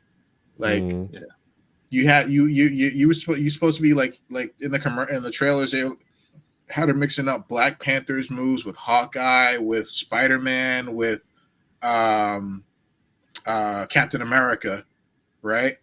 And it's like, yo, Taskmaster's gonna be on it, but they fucking wasted Taskmaster. They're constantly wasting villains and movies and shows. A lot to choose from. There is a lot to choose from, but they're picking some of their best, and they're fucking wasting them all. Arguably, and this is even before Phase 4. And you're wasting storylines. Lower tier villains in better ways. Low tier villains. Because I would argue that not Darbine, she was trash anyway, but I'm trying to think of I don't know. I haven't seen all the movies in Phase 4 and everything. I mean, technically Ronan is considered a low tier villain. Ronan is considered a low tier villain. He was really good. But Ronan what's more interesting, grabs a fucking Infinity Gem by his bare hands and puts it in the fucking universal weapon. So arguably it's a good move to take villains that you would think are throwaways and kind of make them better. I'm not gonna say it's good to waste good villains like Taskmaster. That's unfortunate, but to put here Spot. What they did with Spider-Verse. What they did with Spot is that's insane. Sony. That's right? Different. That's Sony. I know, but I'm saying that's a proof of concept, right? Yeah. is like something that maybe you see a true villain's origin unfolding before your eyes. Absolutely. Yeah. So I don't know, but I don't know. Like I said, I haven't seen it. There are a lot of common elements with what Marvel's doing wrong throughout their movies, and there's not so many elements as to what they should be doing right or what they are doing right, because it's also the factor of quantity over quality. They're worried about putting out all these fucking shows that nobody gives a shit about, and trying to make back some kind of revenue off of a streaming service, whereas the real money makers are they really movies, losing money with the streaming service? Yes. Daily. No? Yes. Daily. Direct money. There's not so many middlemen in streaming, right? Like, most of your subscription is going directly to Disney. Though Disney doesn't have to pay the theater. It doesn't have to pay, Yeah, but the theaters, going up the line. movies, but we're talking about movies, at least at one point, up till fairly recently, movies that were making $1 billion, at least. I think a lot of the times, especially with their shows, because like not only wasting major villains, but also wasting tentpole characters like Hawkeye, obviously, right? Like we followed Kate Bishop more in Hawkeye's own show than we got with Hawkeye. But I think economics plays a lot into it too. Like an actor like Jeremy Renner, when you're opening a streaming service and you're trying to, like Frank said, find some kind of revenue, like you can't have big name actors like Jeremy Renner who you're paying God knows what to act in an 8-episode season of Hawkeye. That's why that factors in as well. That's why most of the shows are 6 episodes, because they can't afford to pay these A-list actors. Yeah, their salaries, making a lot of money. Yeah, like Falcon and Winter Soldier. They had to pay both of those dudes like upwards of 20. No, not 20, but like close to 20 million each. Mm-hmm. And then that's crazy. They had to pay for Disney all the other Plus shit. Is, I think that's the third highest. Disney Plus is still the third highest streaming service, next to Netflix and Prime. Which I don't count Amazon Prime because that comes with Prime. It comes with Prime. Everybody got Prime. It's still a streaming service, and nobody signed up for Amazon Prime specifically for the videos. Right? You already got it. It's Prime. So that's cheating. But so between Netflix and one Netflix, two Disney Plus. It's so fine. Arguably, that's fine. Honestly, they're number that's 2. That's fine. If they're whether they're if they were number one, they're still hemorrhaging money, because again, the real money makers are from the movies, not from the fucking TV shows that people pay that people pay for monthly, yearly, whatever have you. Right? Like, I guess like the numbers are kind of low because I would expect to be like Netflix is like 247 million subscribers. I would expect it more than that, right? So the other I wouldn't say hidden costs, but the other submerged costs that we're not talking about is marketing, right? Like marketing is easily like half the budget of a movie, right? Depending on how it's done and what movie it is, and so on and so forth. So you got to think about it this way: they're paying for marketing for these TV shows with this of a similar budget. I mean, no, they are. They absolutely are on this. Wait, yes, on a similar budget as they do for the movies. Bro, WandaVision cost $500 million to make. WandaVision was the first one, arguably. WandaVision was arguably one that they really probably had to promote because it was their first really big like Disney Plus TV production. It's right? the same. You're not thinking. Keep doing it. They did. You're not thinking about like outside. Like I'm talking about like advertisements at bus stops and billboards and commercials like that are not Disney Plus oriented, or like all the press junkets that they go to spread the word about. Like they have to pay money for all of that. Yeah, probably a lot of the actors and actresses have to be paid. Posters around. You got to Not pay the here. actors and actresses. If you went to LA, if you went to LA, like, you would see. If you went to LA, you would absolutely see. If you went to China, you would absolutely see like Moon Knight shit even when the still, show's like, coming out. because here, even if you're advertising to all these like various venues, the only people who are going to be able to watch it are people who already have the streaming service. So if you're going to advertise anything, yeah. So if you're going to advertise anything, you could lump all that shit together in one fucking big advertising cost. That wouldn't be smart. You get all of these. That wouldn't be smart though. That wouldn't be smart though, because not all of these came out at the same time. And if you did want to do it Also, at the same time, ads on if they're already YouTube? out, it would be after the fact. It would be after the fact that everything is already out. And you want to lump all these shows for casual people who may or may not follow the storyline or whatever the hell you want it to call it. That would confuse the casual viewer. That would confuse the casual customer, right? It would not really incline them to buy a subscription to a service with all these shows that they have no idea who this person is or that person is, or why are all these people wearing masks. Will confuse them? The sheer volume, the sheer like it would be too much. It would be too much for the casual viewer. I don't know. I'm not. I can see that. I've been on that. If you're advertising for the movie, and you have people like, I understand advertising for the movies because you have to go to the place to see the movie, right? Mm-hmm. You have to get them to the seats to see that movie, right? You have to get them to pay. And arguably, if you're advertising for a movie, and this is just maybe an angle they're working, if you're advertising for the movie, you're getting people in to see the movie, you put features in the movie that you only see from the show, people who are actually interested, which they have a huge market of people who are always going to go watch like Marvel movies, even people who like aren't really even big fans, you can definitely bait into going to find out more about what happened that they missed out on. But they've already started. And in a way, those movies, that's double advertising. You're advertising within the movie for the streaming service. So they've already done that, right? Like they're either, I know for some movies, like they're saying like, oh, do you want to watch? Or they would do something like, oh, we have a special screening of the first 3 episodes of this show that's not going to come out for like a month or two, right? Buy tickets now to go get it, and that's like through word of mouth, but that not through word of mouth, but that's through like social media or what have you.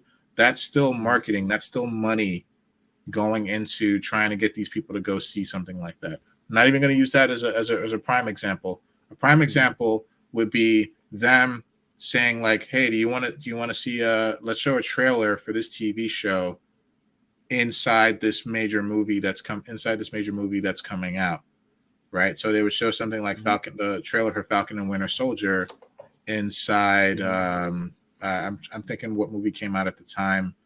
I would say just whatever movie was out. Just like Guardians of the Galaxy, right? Guardians of the Galaxy 3. Let's show a trailer for Daredevil Born Again, right? Like inside the movie. They've already started doing that. I don't recall which movie, but I do remember seeing a trailer for a TV show.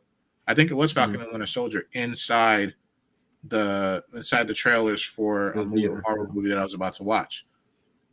But the thing is, in my case, I was already subscribed to Disney Plus, so I'm not going to give them any more. I don't have to give them any more money, right? They're trying, but they're still paying money to show that trailer, to be able to show that trailer inside the movie.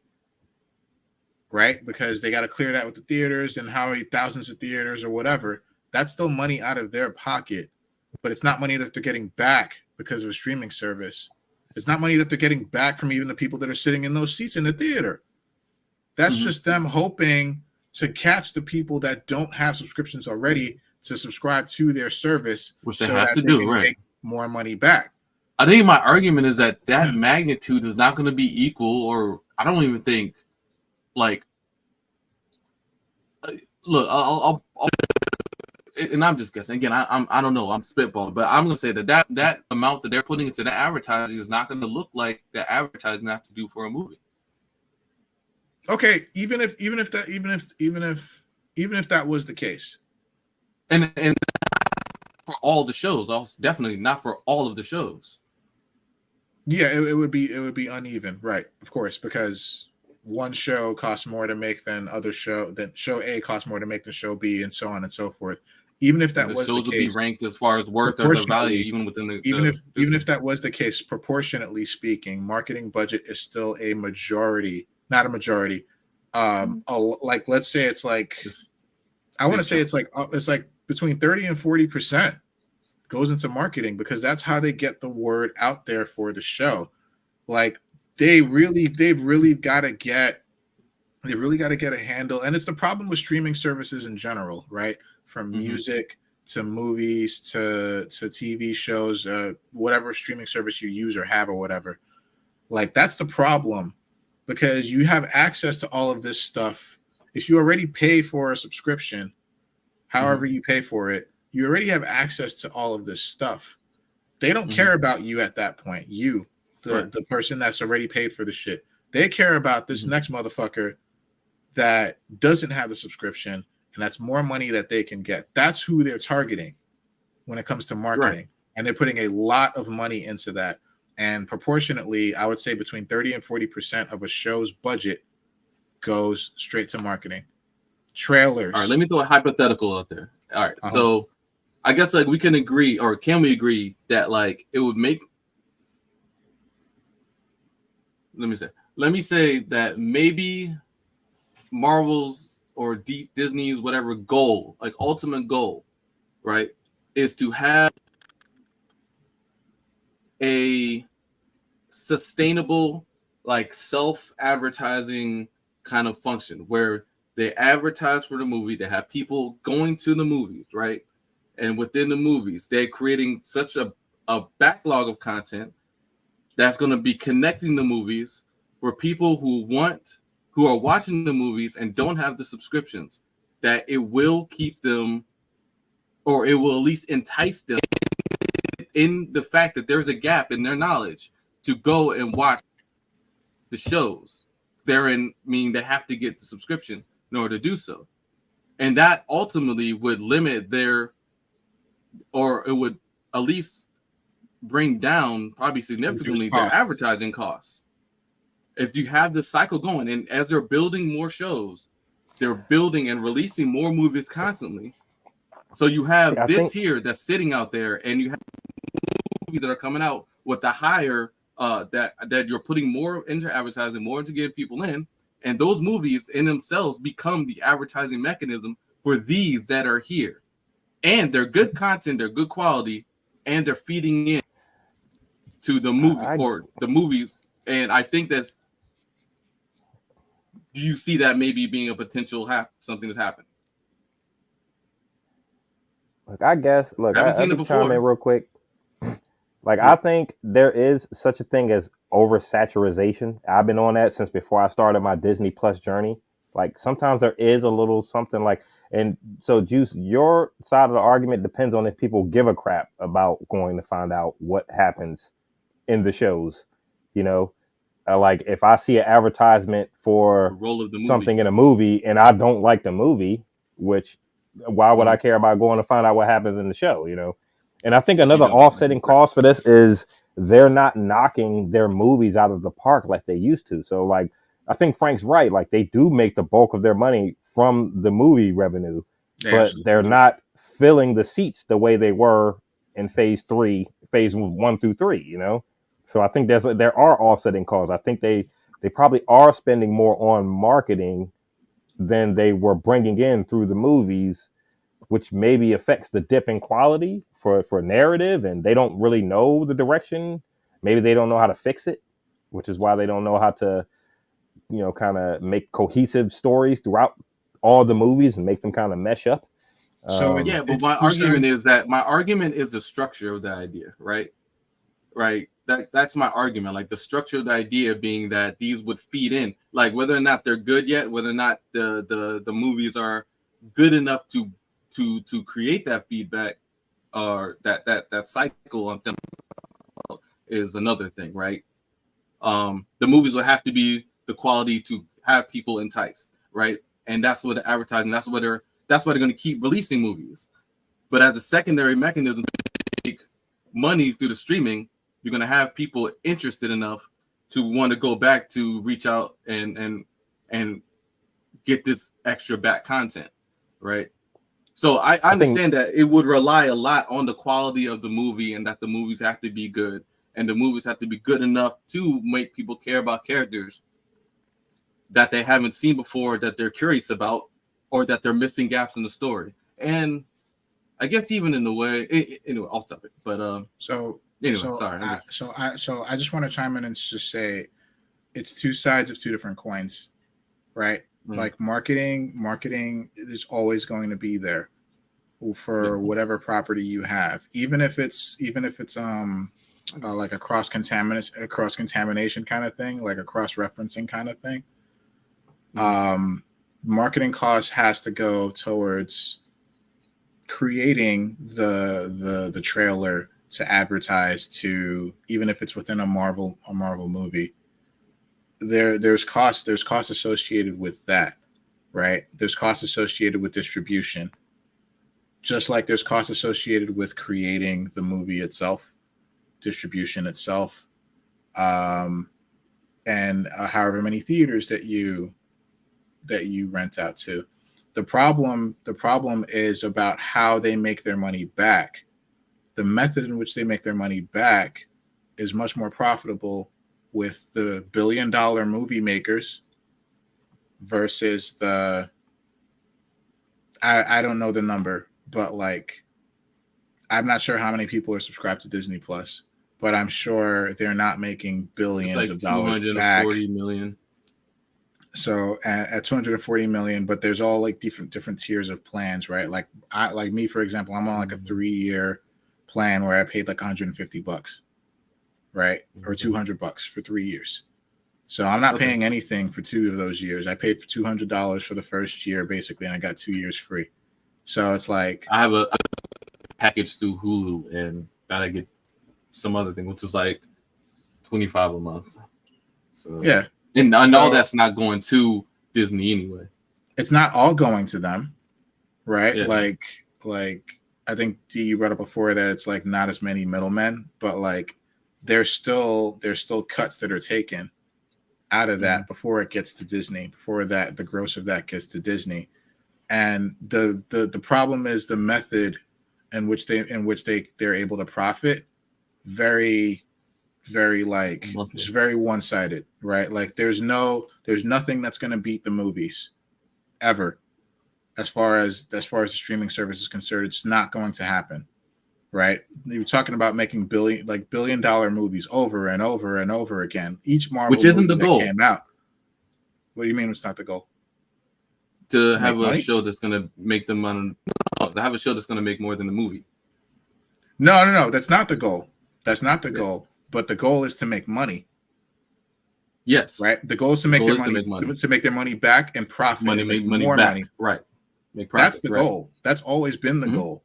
Right. And the streaming service, I think the streaming service and the TV shows, honestly, 100% honesty, it's going to go down as an L. It's going to go down as an L. That's a lot of money, bro. It's going to go down as an L. They're losing a lot of money with the streaming service. They just are. And there's no way it's going to compare to the fucking movies. Like, especially consider like, the golden age, right? Phase 1, phase 2 and 3, right? How much money does it take to make a top tier movie? 200 million, give or take. 200 million. Yeah. But you're talking about making 5 times that back. I'm talking about making 400% more. Let me look at these fucking numbers again. 400% more than your budget. And most of that goes to the actors. Right. I think where Disney also shoots themselves in the foot is like I said earlier, there's no dip in quality with the Marvels. They have a certain standard themselves where even the shows have to look like movies. You know what I mean? So like, they're spending a lot of money to produce these shows, bro. Like it's expensive paying the actors. You know, 46. You would think you could make it back with a streaming service, but that depends on if your subscription numbers go up. You know, And I think there Remember, is such a thing as oversaturation. We're talking monthly. The golden age, the golden age. We're not but we're not just talking monthly It's fees. crazy money. We're not just talking monthly fees though. $13.99 for one family to watch a show versus $13.99 per ticket for a family to go see a movie.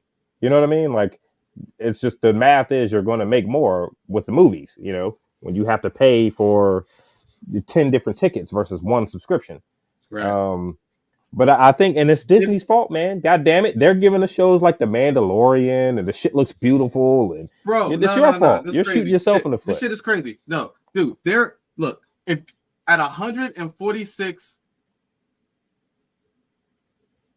million subscribers at $7 a month. The price just went up too. How much is that? 1,680. 1 billion. I must be doing the shit wrong. It's $1,600,000 a month, which is coming in, right? Which actually is a fluid number. That's not all coming to them. That's not all coming to Disney. I cut that number. I did $7. There's more. They're charging more than $7. Yeah, the price plans went up. Yeah, that's coming in a month. So also, that's not a metric that you can actually exactly track because, again, like for example, I'm on a 3-year plan where I only pay $200. Yeah. So I'm not paying anything. I'm not paying anything outside of that $200. I'm not paying anything for 35 months. And I'm not the only one. Your money is spread out. They finance that. Like they accounted for that shit. Like it's calculated. Yeah, it's financed. It's financed, but it's like 200 divided by 36. That's like $5. Not $5. Like $6 a month. Let's say. Let's just give or take. Maybe. Okay. Yeah. So, but plus that subscription number is fluid anyway because I can pause and cancel my subscription. True. So it might be $1 billion this month, and then it might be 300,000 less next month because people canceled, you know, or you know. So it's hard to pin down, man. Like I said, I think there is such a thing as oversaturation, and I think the golden age of Marvel when they were coming out with the movies. It was something special about an MCU release, man. Like you were looking forward to these releases. Now you don't know which show to follow. You know, I gotta watch Moon Knight to understand the Marvel. I gotta watch WandaVision to understand what's happening in the movie. You know, so it's like not everybody's gonna do that. You know? No, not everybody. Man, we don't need everybody. You need enough. While we're on trailers real quick, and I know this is way off subject. Did you guys see the new trailer for that Zack Snyder movie? What's it called? Rebel Moon on Netflix. It's a Netflix release. Yeah, I did see that. Have you seen the trailer for that shit? Dude, I can't wait to watch this fucking movie, man. This shit looks awesome, man. Weird. Yeah, I don't know anything about Rebel Moon. The fuck? Was Rebel Moon a comic book or something? I never heard of it. Yeah. I'm sorry, they got I have the game on in the background. They just showed another trailer for it. And I was like, dude, I'm gonna bring this shit up, man. Rebel Moon, man. So it's a Netflix only release. It's not gonna be in theaters. No, it's Netflix only. Yeah. Zack Snyder. His last 2 movies were Netflix. Right. They won that. I'm with it. I don't know, man. I'm with it. I can't wait to see it. First, rich people always tell you they're making less than they actually making. Let's fucking be clear about that. Oh yeah. Dude, the fucking I feel like Netflix. No, because exactly. Because these motherfuckers are stingy, right? So the fact that they're like, oh, we don't have enough fucking money to pay you, fuck out of here. That. Like these motherfuckers got money, right? Netflix 247 million subscribers. How many? 247 million. Their subscriptions are at least $15. Yep. What 247 million times 15? It's a lot, nigga. They bring that shit up. That's somewhere north of $4 billion a month. Yeah. Just I think for a lot of these and how much does it cost to make the Drider movie, Rebel Moon? That shit looks awesome. Though. I can't wait to see that movie. It's probably somewhere like 150 million, 200 million. Dude, and comes out on VFX is probably north of 200. It comes out Bro, December around the same time one as time. All right, I'm sorry. shit. We have fucking out here. Look, we need guys. We need to switch topics seriously because I do I want to talk think about Chapelle still, real Okay. quick, I think and it's like they 10:20. wouldn't Yeah. continue on with a streaming service if it wasn't profitable to some extent. And of course, they're going Well, to it's say they have less profitable. money than It's they just do not. It's because profitable. It's just not have movie profitable. margins and quotas, and none of them want to take less money. So when we say they're losing money, they're probably just not getting back the amount they projected to get. It doesn't mean Yeah, they're they're just making it back. Yeah, they're they're making it making it back. They're back. not. They're not making They back want to what make they more than they wished made in some last year. fantasy they would have liked to have made. Yeah, But they're making it back. They ain't they're losing making money. it back. But I mean, like, all right. The last thing I promise I'm gonna say about this is like, think about this, right? You have a movie. Just take any movie, right? All right. Let's take the first Amazing Spider-Man movie, right? Because I know the numbers for that. So that movie costs 175 million to make.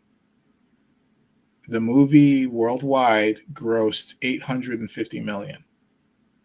It was considered a failure. Why? Do you know why? Because rich people never. That's why. Because of the hidden cost. It was considered a financial failure. I should say that because again, the hidden costs, marketing costs were astronomical for that fucking movie, and it's just even more so. To your point, come on, right?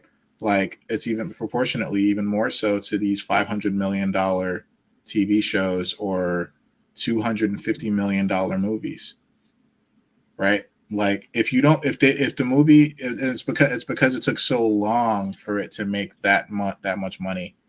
They already blew their load on marketing. So 850 million is way more than 175, but it's still considered a financial failure. And yeah, to both of your points, you're right. Like it's not what they ideally wanted to make back, but again, there are crazy marketing costs involved with making. But I don't think it's enough of a failure for them to not do it again. No, but see, that's just Disney. They just have the fucking money to throw away like that. They just want to consider what is for them what is considered a risk versus what they would like to invest in.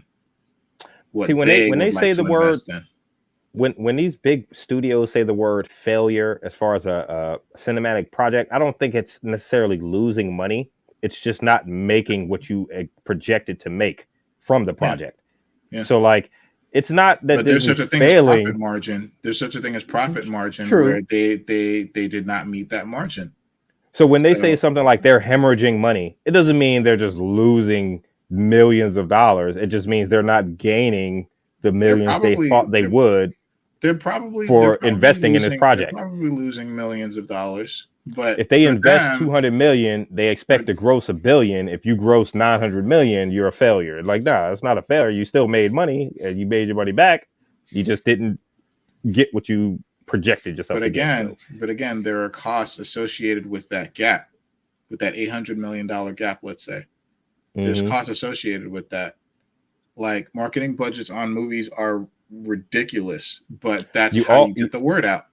You do always hear about marketing, even with hip hop artists, like music artists, they have to market themselves. That's a big part of their budget. Yeah. So one of the biggest marketing tools is trailers, right? Like that's the thing that's like our first sneak peek into the movie, and we get to go like, oh shit, this is mostly what brings people to go to the movies. Trailers cost fucking millions of dollars to make.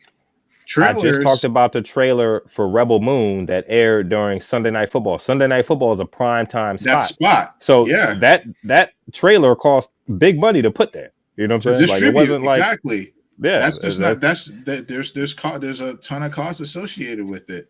Yeah, it wasn't cheap. We only see what the movie itself or the project itself costs to make. Like we don't see like what it costs to get us to go and watch the thing.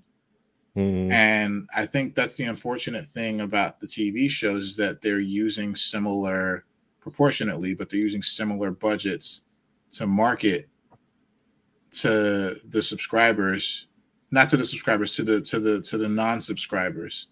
They're trying to get as many people as possible to pay more money to their subscription service. And then once they got you, they don't fucking care. They just move on to the next person or the next group, the next demographic, the next group of people. Hey, well, they got me, man. I'm still a mark. I guess. You know what I'm saying? All right, So y'all ready to bash Shoot Chapelle? it in my veins, man. I'm with it. to Let's do bash it. Dave Chapelle. All right. Bash. All right. So sorry. Sorry. I'm telling you, when all right, Juice hates a guy, Juice is out on you, I dog. don't Like hate Joe Rogan, hate nobody. Dave Chappelle. All right. So let me preface. All right, new topic. We're talking to Dave Chappelle, and this is really just me. It is kind of nitpicky, and I'll be honest. I'll put that up front, right? This is a little bit nitpicky. At the same time, this is something that like strikes me in a certain way. All right, we all know the issues going on in Gaza and Palestine and Israel and all the deaths and the destruction and the craziness, and we also all know that maybe we all don't know, but let me not presume. But anyway, what I've seen on my side is that there's been a very one-sided. There's been, especially at the beginning, there was a one-sided narrative which made it look like essentially the perpetrators who did the initial attack, who were Hamas, who attacked Israel and killed many civilians, like thousands of civilians, not thousands, but like I think it was like 1,500, 1,400 civilians. Crazy stuff, right? Like ridiculous, terrible things. And then on the other side, though, that justifies essentially an indiscriminate bombing on the civilians of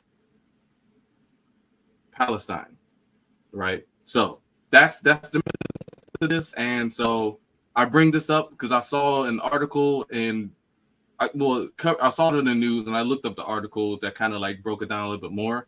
But so we all look at Dave Chappelle, right? He's a great comedian. He's a very smart dude. He's one of, arguably, what many would say is one of the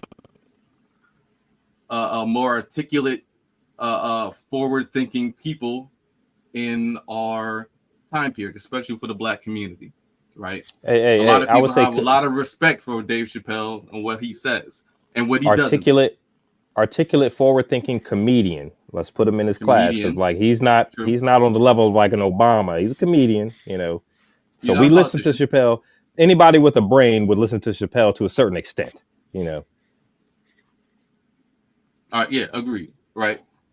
So this is something that came out like it might have came out like a week or two after the initial attack.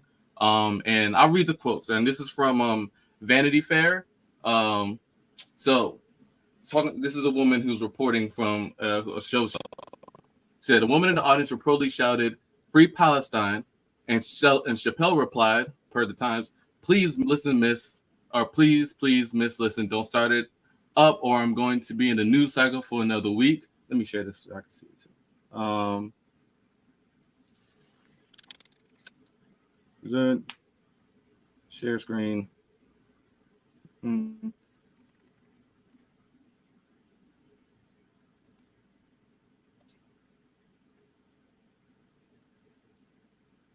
All right, just so y'all can see it. All right, so starting over. A woman in the audience shouted, "Free Palestine." Chappelle replied, "Please, miss, don't listen, don't start it up. I'm going to be in the news cycle for another week. This thing that's happening in the Middle East is bigger than everybody. This is what's happening, and believe me, I understand what's happening in Israel is a nightmare. What's happening in Palestine is a nightmare." And this is reported what he said. He added, "There's only two kinds of people in the world. People who love other people and the people who have things to make them afraid to love other people. Pray for everyone in Israel. Pray for everyone in Palestine. And remember that every dead person is a dead person." So I would like to assume that everybody that statement is like, hey, That's a hell of a statement. That's a powerful, positive statement. It's compassionate and something that I feel like everybody should be able to look at and like recognize as something a whole human being would say, right? So he gets pushback, and this is later or further in the article. So the pushback that he got during Chappelle show Wednesday, Chappelle said that the reports in the press are all hearsay, and that what he said about the ongoing conflict got misquoted all over the world, according to the Times. And I will not repeat what I said. And then it goes on to say it's worth noting that audience members are not permitted to have access to their phones and stuff like that. Yeah, I was gonna say that. Yeah. Just to sum it up, my issue, and see if you guys are kind of like, if you see where I'm at on this. I feel like I see this as a backtracking. I see this as a person with influence, a person with a huge audience, and a person with, yes, a lot on the line, right? To take a powerful position, which he has in private, and in the face of, what I've seen so far is very light pushback, to completely 180 and hide himself and hide his true position. And all right, so I guess my question is, like, do y'all see this how I'm seeing this, or I don't Come know. on, G. Any comment, Goodness well, I don't see this how you seeing this, man. First of all, okay, they weren't even allowed to have their cell phones in there.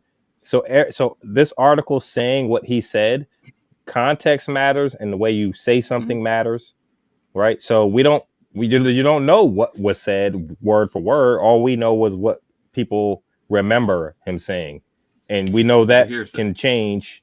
Wording can change. The way he said something could change. Inferencing on certain things that he said could change, right?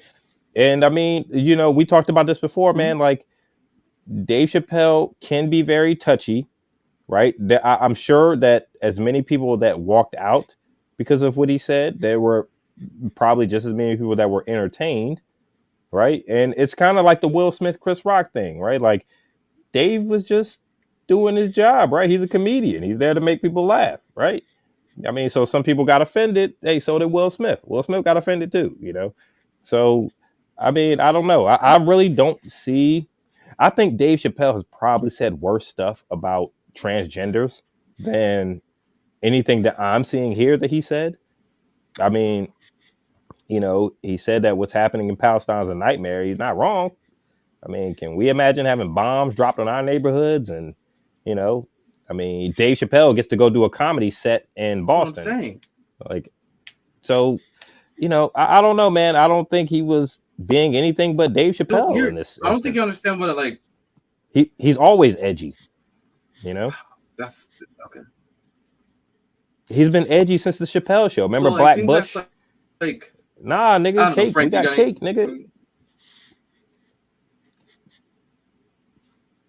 Sorry, dude, you're making my point, right? Like, sorry, good.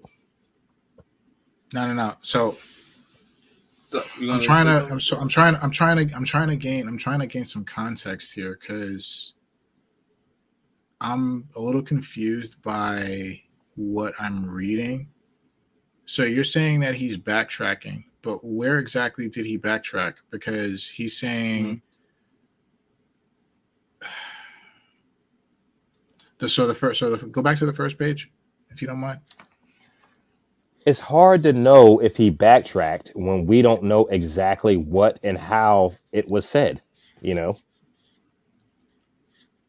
So of course, now if the people who were most offended are giving these quotes of what he said to Vanity Fair, of course they're going to put the worst, they're going to remember it how it made them feel, So the first statement here, he's saying that there's only two kinds of people in the world: people who love and people that have things to make them afraid to love other people, Pray for everyone in Israel and Palestine. Remember that every dead person is a dead person. So then go to the next page, please.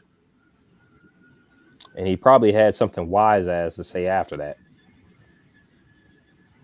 What the 50-year-old comics reported to have said is that students who express support for Palestine should not be denied job offers. So right here where it says I forgot that. Criticize. So it says, following his condemnation of the October 7th Hamas attack, which over 1,000 Israelis died, Chapelle criticized what he said were war crimes in Gaza. He also accused the U.S. of aiding the slaughter of innocent civilians. So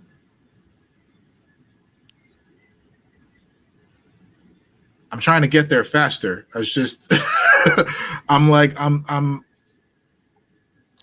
I don't see where the vitriol for Dave Chappelle could be. I should have dropped the article in. Well, I dropped the article in the group, but it was like weeks ago at this point. But like, so let me just like lay this out one more time, just to like, my argument is that like, I feel like Chappelle right here in saying the people, dead people are people who die are dead people, and that they're humans, and that we should pray for both sides, the people in Israel and the people in Palestine, because the tragedies are happening, and that people should lose their jobs for supporting, like, and that the U.S. right now is supporting the slaughter of innocent civilians. I feel like these are morally correct positions that Chappelle is holding, unlike his trans thing, which I do disagree with him on. But this, I agree with them so much in hearing that he said this at one of his shows, even if it's in response to somebody, and the fact that he, one, is a comedian, two, he speaks for a living, right, and three, there are many people, particularly black people, who look at him as if he's like fucking one of the goddamn next greats or saints in this motherfucker. Like, that he has this correct position, and then his response when asked about it is that's all hearsay. I will not repeat what I said. I got misquoted all over. I got it. Okay, I got it now. I got it. So maybe I was rushing through that blah blah blah, right? I got it. But I got it. So he said something so profound, and now he's backtracking. He's backpedaling. That's why I called it a backtrack. Yeah. Okay. So That could be for a few different reasons, right? He doesn't allow people to bring their cell phones into his comedy shows. That could be to protect future comedy projects, right? I'm sure this show with that same comic set will probably appear on a special somewhere, or we'll hear the joke. Maybe he wants to refine the joke. Maybe it was smart on his part to not. Maybe it was smart on his part to not clarify anything that he said, just to dampen the fire that it started. Like, you don't want to. It's a slippery slope, Dave. You don't want to start there. You know, politics is slippery, bro. Like, it's okay to make people laugh about things that are so serious, but it was fresh then. People were dying. You know, I think it was smart on his part not to rehash and clarify what he said. And I don't think he backtracked. I just think he threw a dampen on the fire. He dampened the fire a little bit. But it could I'm also still Team Dave. This could also. So looking at the very last paragraph, this could also mean, like what he said, like that the reports are all hearsay and he got misquoted.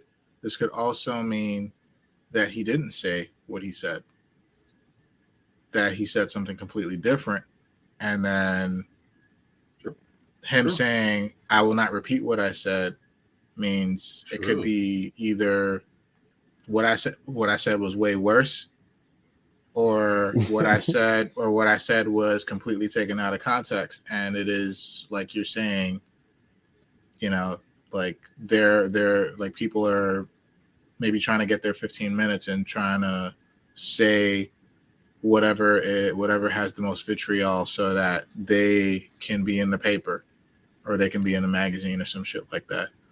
Knowing There's Dave a lot of Chappelle, it probably was worse. it could have been. It could have been. I mean, But like Well, Juice, I that's think the to thing, me, right? his Okay, his so comedy sets on the transgenders was way worse. I mean, if he didn't get in trouble for that, I mean, damn, what can Dave Chappelle get in trouble for, man? different issue, but like I don't know, supporting a genocide, maybe being like, "Hey, that's How did cool." he support a genocide? Stop that, Juice. Stop that. Okay. First All Will right, Smith, sorry, now man. Dave Let me. Chappelle. Damn it, you're gonna All stop right, coming from my I'm Hollywood trying to keep it. heroes, okay? Juice be coming from my folks, man. nah, Bro, it's so you understand? Have no heroes, right?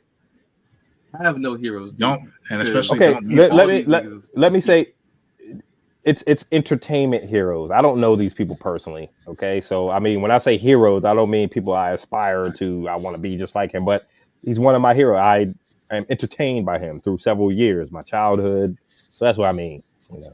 Claudine saying it's an Mhm. all life Same matters here. I've been argument. watching too. And all lives do matter, and I think that's what he was reported to have said, right? Like that, every dead person is a dead person, and it doesn't matter what the political views are. That person is dead, and it's a tragedy, you know. And they pray for everyone in Yeah, Israel, you know. So I don't think I would I don't argue. think he backtracked. Yeah, real talk. Now, why would he backtrack on that statement? He didn't. He just Can we define didn't backtrack? expound Backtrack upon is I what think saying that backpedal, it's not It's backpedaling.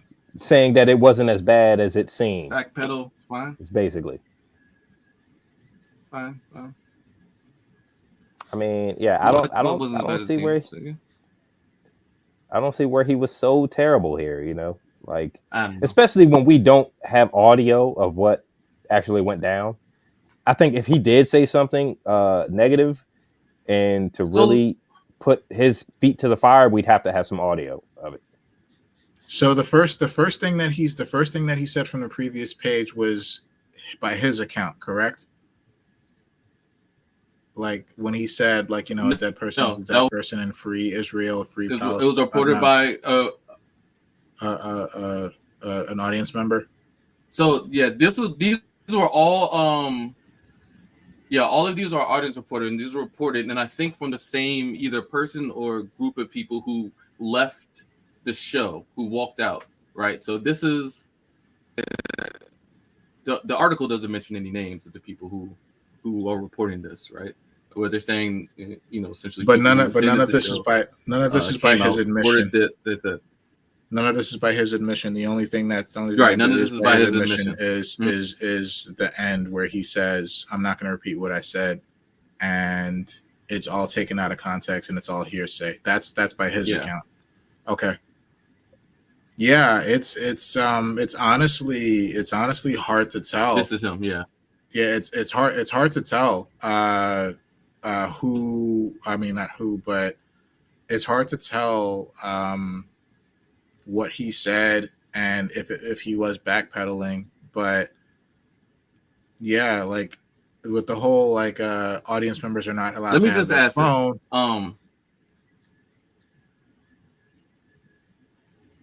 Yeah. So let me ask this: am I over judging this situation and seeing this as Chapelle kind of being a sellout, man? No. Am I I think you're overdoing it? overjudging the Because situation. when I see a moral position that's right, and I don't see the person who, like, if Chapelle made this argument at his show in front of thousands of people, or whoever's hundreds, whoever 50 people, whoever's at his show, he was I think he said bold enough about to say 200 it people. at the show, reportedly at the show, and he was able to make this claim, which is a moral, like, human claim as a black man, as a minority, and as a Muslim, right? who's able to make this claim about the people dying and that all of the lives do on both of these sides, and that like yes, the U.S. is at this point supporting the killing of civilians. All arguments, I feel like Chapelle in his one, he's never been quiet about criticizing the government, right? As you brought up with the cake, with the yellow cake, like George Bush, like he's never been quiet about criticizing the government. Like that at this point, when we have something going on right now that's ongoing, we have so many civilians dead, right? Like thousands of civilians dead. I got you, Juice. You mean like that he should stand by his words? His response being, "Yo, I ain't got nothing to say about this." Yeah, I got it. Yeah, like or say I didn't say that, and this is what I'm saying, right? Clarify, right? Because when it's reported like that, you got to take a side, because fence sitting on something like this, it's not a good look, homie, right? Like it's not a good look. When you're dealing with the Jewish community, am I overjudging?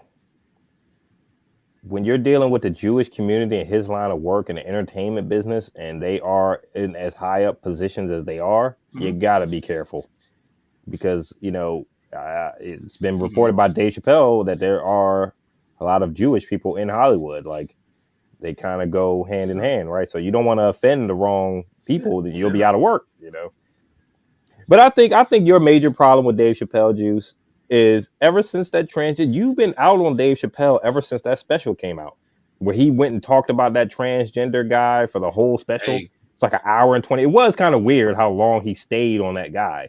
I'm like, why do you, like, the whole special was about this one interaction he had with this one person, Okay, well, excuse me, a woman. But still, it was weird why it was like, that's all you're going to talk about this whole special? It was weird. What's the joke called? Equanimity or something? I don't even remember. Yeah, I don't even remember. But I think you are like a lot of people. Like when they were out on him for that. Here's my thing, right? They're just out on him. No, go ahead. I think you just have some bitterness towards Dave Chapelle, and that he can't do anything right now. I still watch. I'm saying he did do something right. I'm saying he did something right. That's my argument. Allegedly, he did something right, because us as the audience, we didn't hear it, or that it's being reported by this person that he said that. Hey, he might not have even said that at all. He was asked about it. And his quotes were, "That's all hearsay, blah, blah, blah. I will not repeat what I said." I've seen him double down on being super wrong. He's double down on being hella wrong. Why wouldn't he double down on being right? Hold on. Reading this article though, like anyway, it seems that people were just offended by what's going on, by what he said about what's going on in general, because it seems that other people exited the venue when someone shouted "Free Palestine," or when he was criticizing the war crimes in Gaza. Like this honestly just seems to me on some level that it's just like people were just offended, I guess, by the topic being brought up, and they couldn't handle it, so they left. Like that's what it looks like to me here on this page.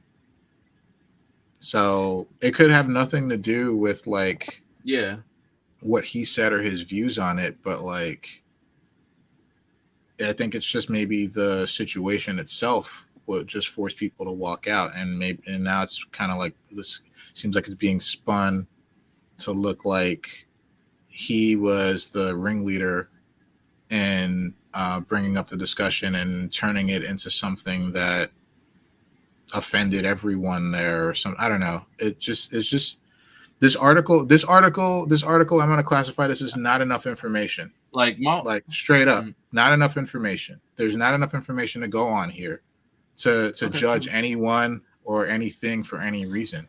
It's just, we need more information. I also think us as all right, American let me public, throw this. And I know we're not the judge or an executioner, and also don't feel like this what's going on right now, like what's going on in this article is not like my issue, right? Like I've walked out of shows, right? You're not always gonna agree with them, right? The comedian. There was other reports that said, one of the guys in the audience, like after him saying stuff, was like, "Shut up," and then he had a whole back and forth with that guy talking about, "You don't come to my show telling me to shut up," right? But that's not reported in this part of the article. But like the crux of my main issue, right, is really, I know Chapelle is not unaware of what's going on, right? This nigga's not an unread. He watches the news every day. Like, we know Chapelle, right? This nigga ain't got shit to say. See, but that was going to feed into what I was saying, though, right? Like, we as the American public, including Dave Chappelle, including probably a large majority of the people that were in that audience, have to be careful about these certain situations, right? You just said Dave Chappelle watches the news.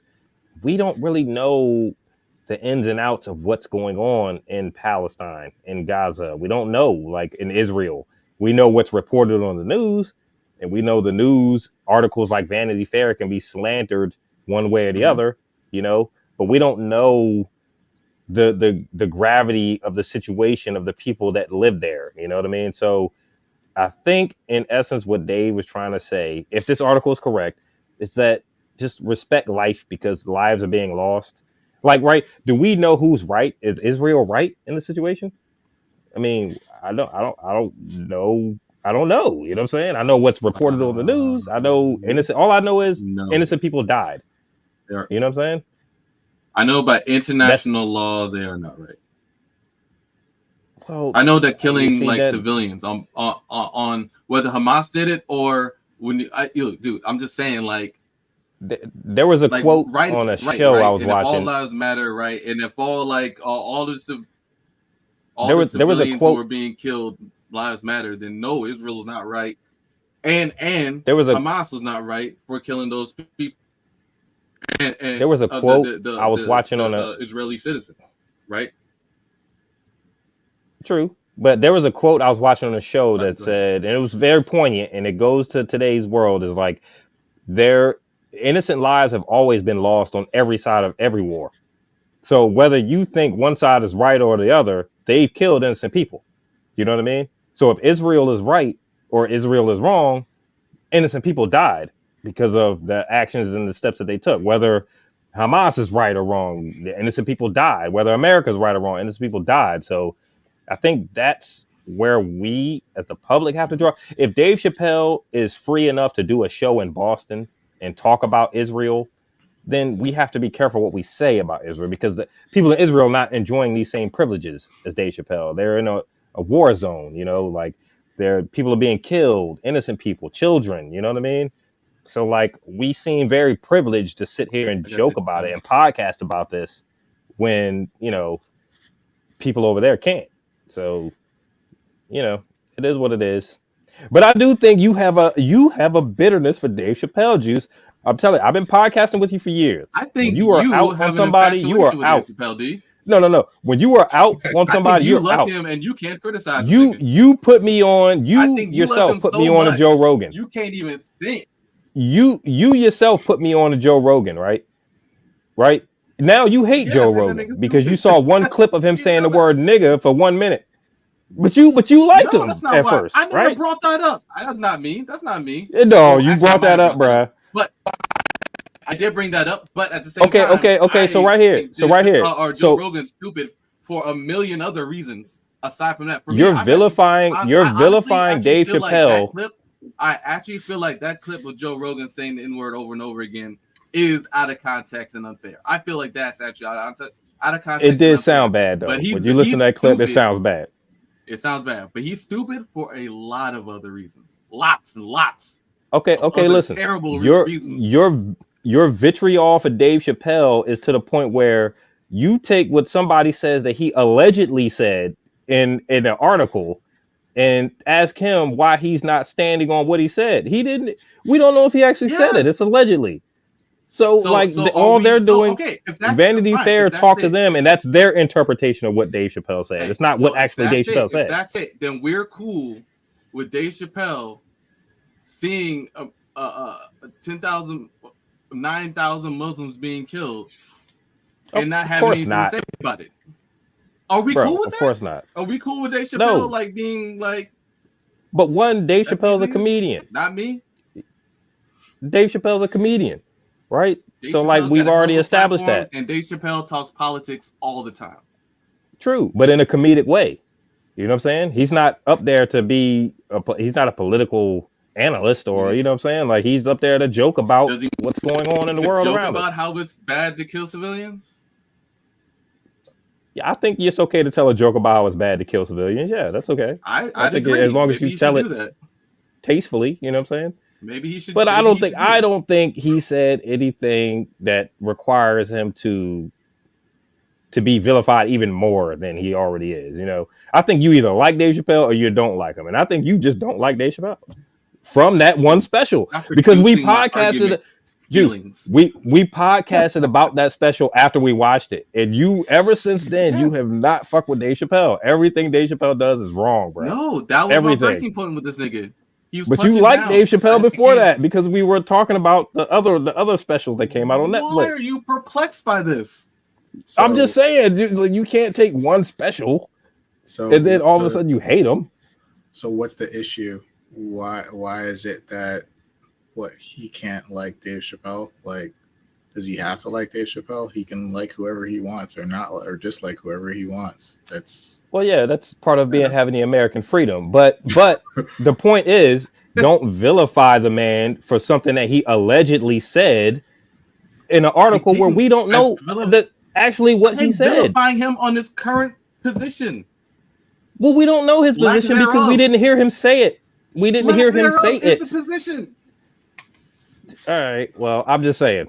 I feel like we're out on Dave Chappelle before this article even. This was just another thumbtack on the wall for you to throw at Dave Chappelle. This is definitely an argument in favor of me being out on Dave Chappelle. So I'm throwing that out there. Agreed. This is an argument on why. Disagree completely, bro. Mayhaps we should think. Hey, don't mayhaps me, bro. Hey, don't mayhaps me. You know what I'm saying? Mayhaps we should, pause our engagements with Dave Chappelle and his, I don't know, whatever. I think Dave Chappelle's gonna be in DC in the next couple of months, man. You want to go see him? Yeah, Claudine said that he's gonna be here on the 30th. Yeah, Juice will heckle the shit out of this dude. If you don't heckle Dave Chappelle, man. I'm not making myself a target, my nigga. Hey, if you buying tickets, I'm going. Yeah. If you buying tickets, I'm going. Hell yeah. Hey, damn, bro. Right. No, you can't support Dave Chappelle financially? Nah, can't do that. I'm telling you, man, when you were out on somebody, you were out, bro. They cannot redeem themselves. Like you offer no forgiveness, bro. Okay. That special was bad. I have forgiveness, like abounding forgiveness. Like, hey, if he was like, yo, I feel like it's bad that Israel is also killing. I feel like, no, if he came out and said, if he came out and had a position that was a moral position, well, I think it's a moral position, that would be like, hey. You would forgive him. Hey, Dave Chappelle is a hero. Who the do for standing up and being brave and standing up against the Jews at the top, as you said it. Hey, I'm Cody D, the Jews at the top, right? Like, shout out to the nigga for being that brave and that strong, because he wouldn't be the first one. I feel you. There's other celebrities that came out and have done it, right? I do feel like, man, dude's got balls, but he didn't. He was like, that's hearsay, and you'll never. He said, "quote," and I will not repeat what I said, which means, fucking stop talking to me. Exactly. Fuck out of my face. You know, but he was probably just tired at that point. You know, I do think it would have gone a Fuck, long way in this nigga's redeeming rich. Dave Chappelle in your What eyes you if tired he would from? have stood on his morals and said, you know what, if he would have said what you thought he should have said that moment, I think it would have redeemed him for you. I think he Hey, would have and if gave Dave he Chappelle some kudos. on the wrong side of it, like he did with the trans thing, if he came out on the wrong side of it, right, with the trans thing, I'd be like, hey, he's wrong, but at least he said it. Mm-hmm. Mm-hmm. Because I'd be It's like, like Kanye. It's like Kanye. You've been out on Kanye for years, but you still give him credit for saying Bush doesn't fuck with this black nigga people. scream, I love Hitler, man. I don't know what I. Hey, Frank, What I am I told you, supposed to when do you with said that? out on somebody, What am I he's supposed out, to do with dog. that? That's But not you was on his me. side when you was on his side when he said fuck Bush. You was on his side when he said fuck Bush, though. You was with him. Time out. So wait. Time. So what if Kanye West came out what if Kanye West came out tomorrow and said, I condemn Israel for everything they're doing and everything that you wanted Dave Chappelle to say? What if Kanye said that? Like, would that would be okay? I'm like, Because hey, you agree he's with what right. he said, right? Yeah, it's because he's right. Because he's right. So now because I'll be like, I yes, agree with what you Kanye's said, crazy you're ass is okay. right on this topic, but he still loves Hitler. We should probably take that into consideration. But he is right here. He's right here on this, but he still really likes Hitler. So He did not say he loved Hitler. I'm sure we have a podcast I on can pull that up the too. clip, D. He said We have a he- podcast on that. He I absolutely don't said know. it. He said, I don't know if he said in it. quote, What? he said it just like this. He said just like this. He said, I love Hitler. He said it just like that. I think I remember seeing that, truth. but I think also the context behind that was like Hitler was a great man, not great in the sense that he was a good man, but great in the sense that of history, right? Like 100 years later, we still remember Hitler. So, right, like you can't. Of course, he's a But that's not what villain, he and said.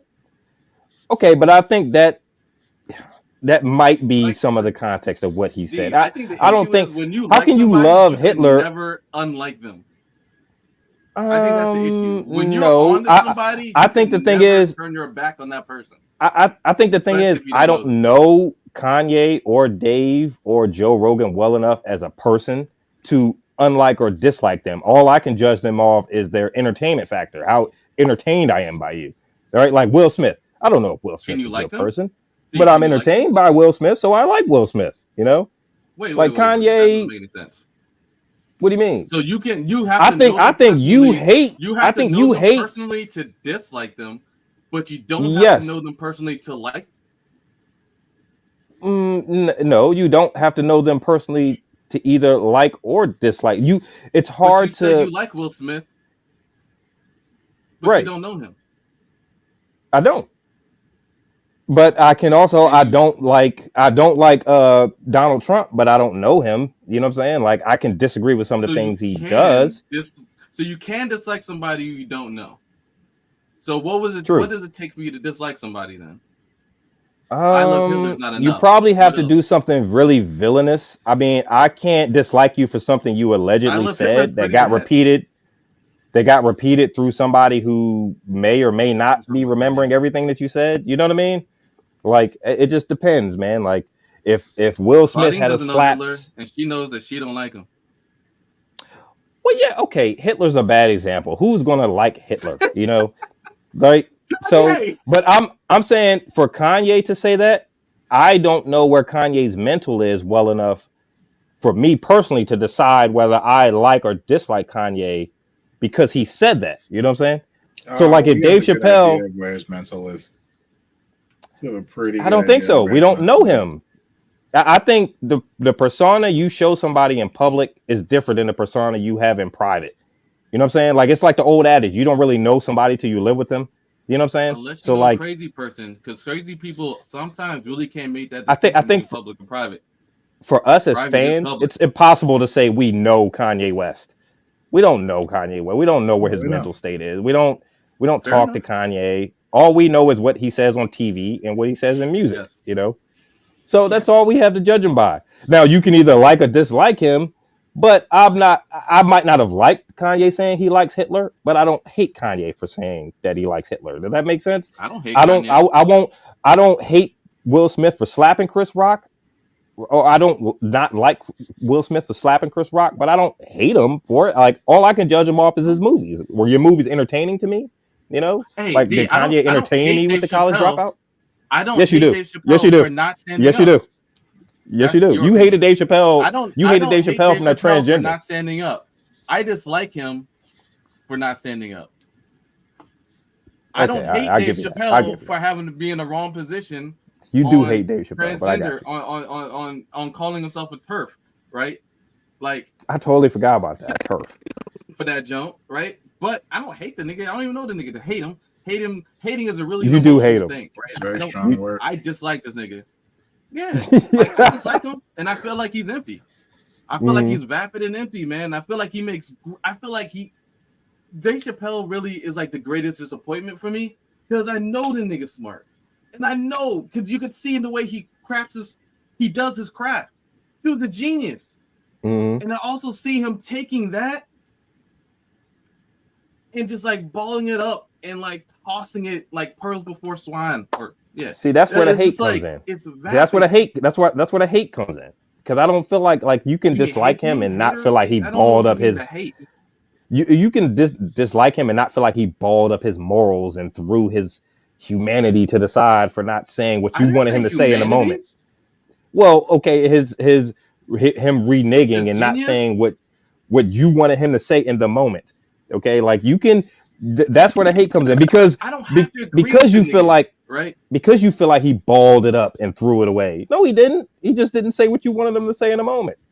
He didn't. It wasn't really that serious. Kanye saying he likes Hitler.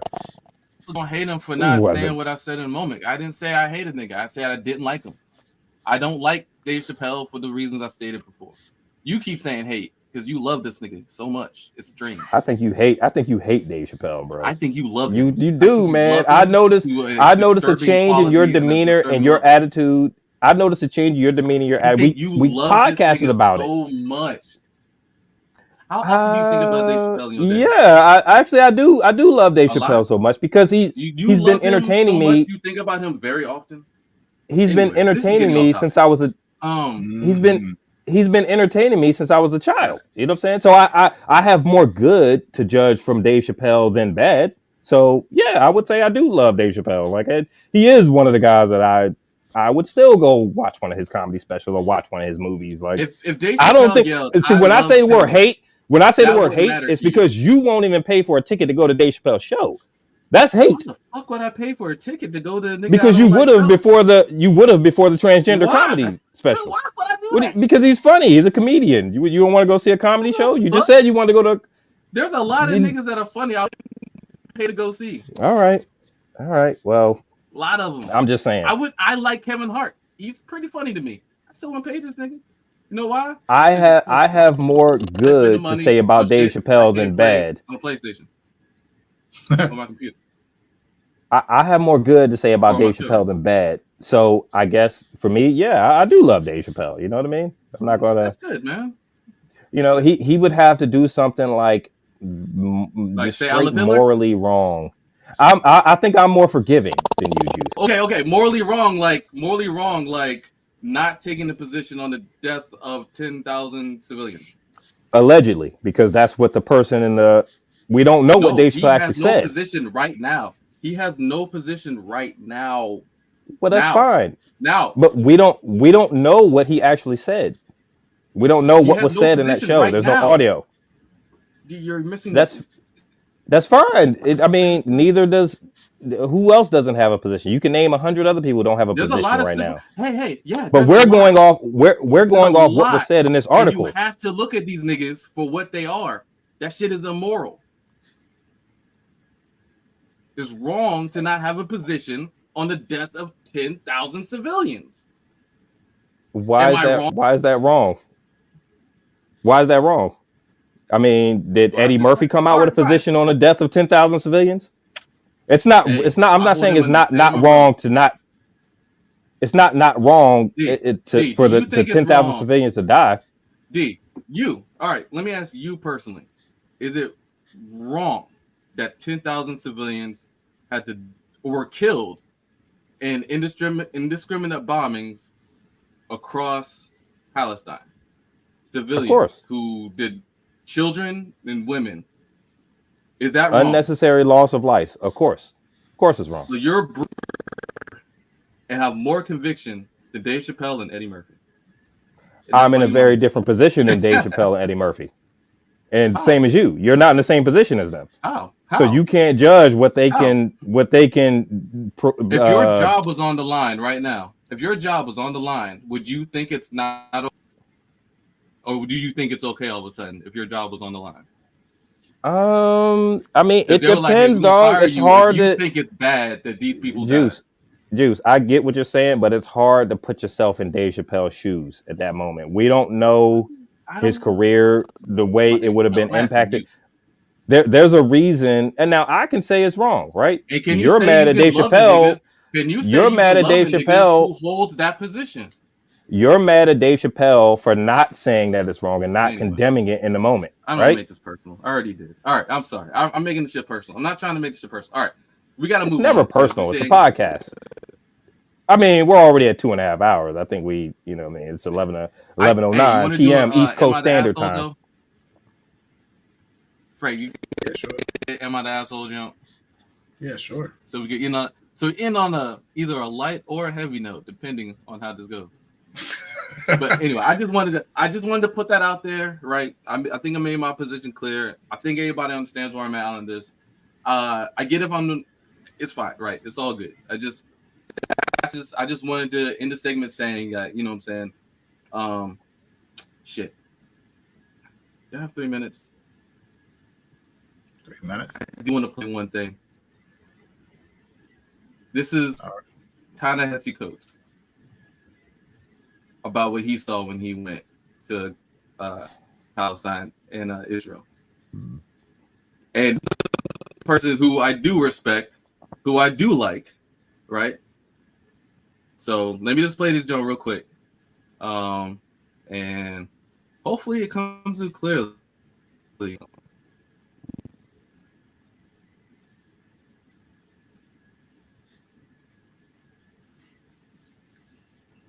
I might be tripping.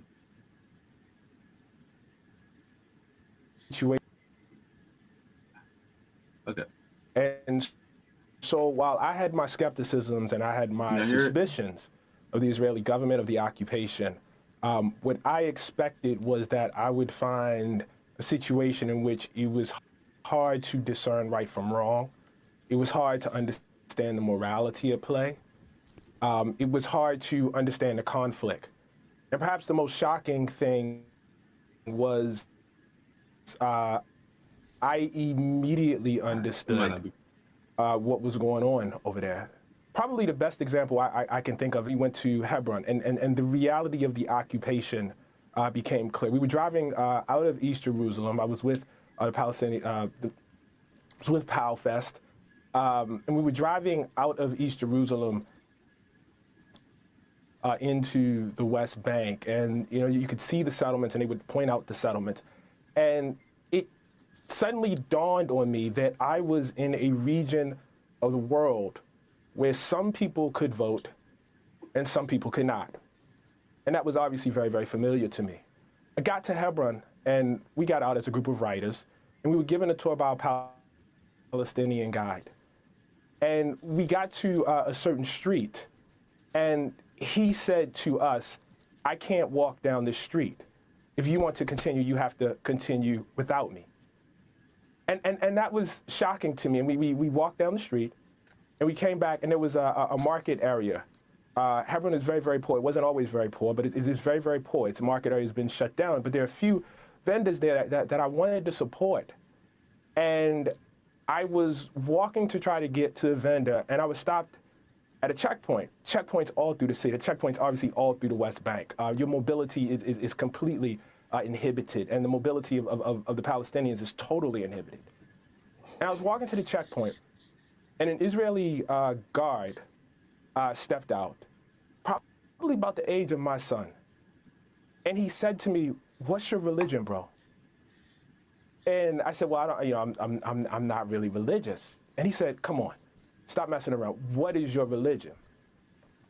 I said, I'm not playing. I'm not really religious. And it became clear to me that unless I professed my religion and the right religion, I wasn't going to be allowed to walk forward. So he said, well, okay, so what was your parents' religion? I said, well, they weren't that religious either.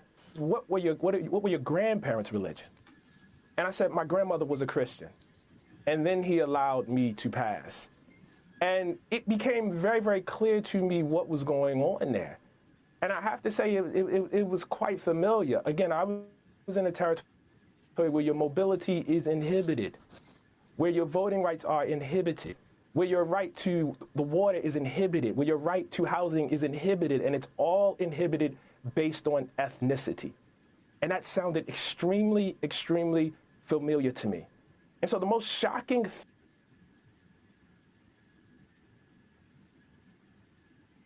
It freeze? I don't know if it freeze or stopped. Is you still there? Did you leave? Yeah, he's back now. Yeah, sorry. Yeah, that was it.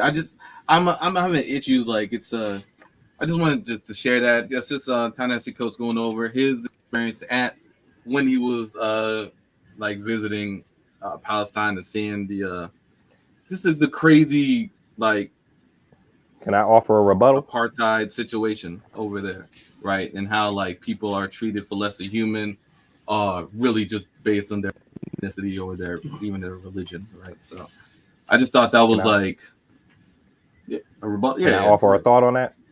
I think, like, just like I was saying earlier, like, we have to be careful with our American sensibilities, right? Ta-Nehisi is an American, right? Yes. So you come with your American ideals, and you got to realize you're in a different country, bro. Like, you're comparing the country you're in to the country you're from, and it's apples to oranges, man. Like, you can't expect to go halfway across the world and things to work the same way they work in America. You know what I mean? So, like, I'm not saying what's going on there is right or wrong, It's not but from a moral standpoint, I would probably say you're right. It's not right, right? Anytime innocent lives are lost, it's not right. But you can't compare your direct experience in America to, to a Middle Eastern country, bro. Like they're different. You know what I'm saying? There are different ways to do things, different cultures, different world histories, different everything. You know what I mean? Like So that's the only thing. It's just like Dave Chapelle even making a joke about it. Like, be careful, man. You're in here doing a show in Boston with your American freedoms and liberties. Okay, well, but you're speaking on something that we don't really know about. So, I don't know. Just my thing. So, I don't know. It's a lot to say, but anyway, we can move on. All right, cool. So, I just wanted to share that junk. I thought he laid it out very clearly in a way that would, like, our American sensibilities could like take in and understand. You know what I'm saying? Mm-hmm. An apartheid state where they restrict your freedom based upon your ethnicity or religion, is wrong and bad, right? And whether it happened in America, it was bad, and when it happened in South Africa, it was bad, and when it happens in any country, right, it's bad, right? And clearly, anyway, sorry guys. Bad, yeah. All right, let's do something lighter.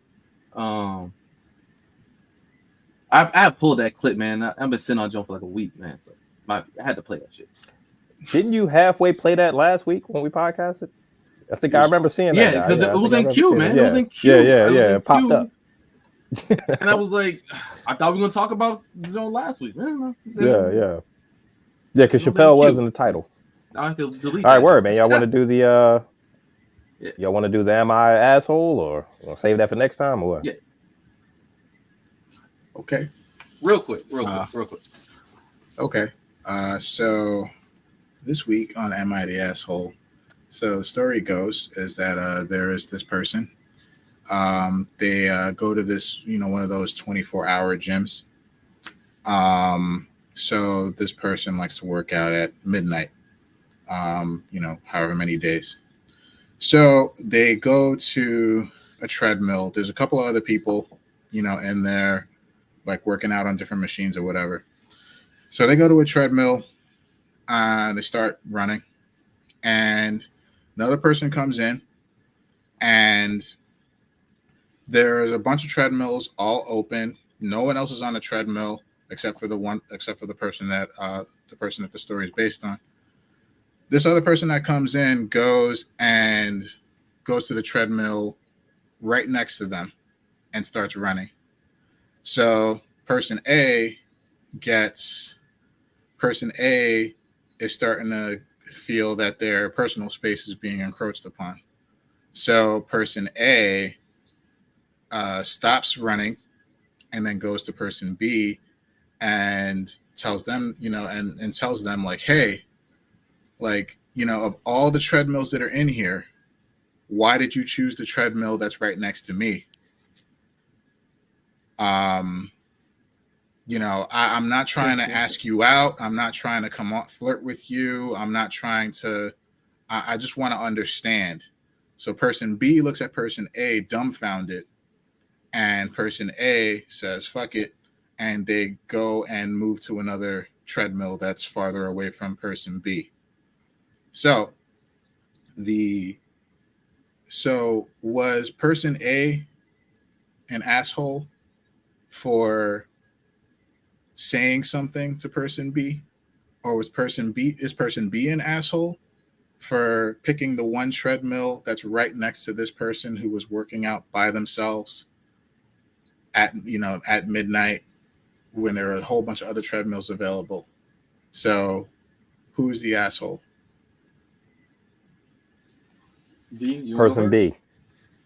Why?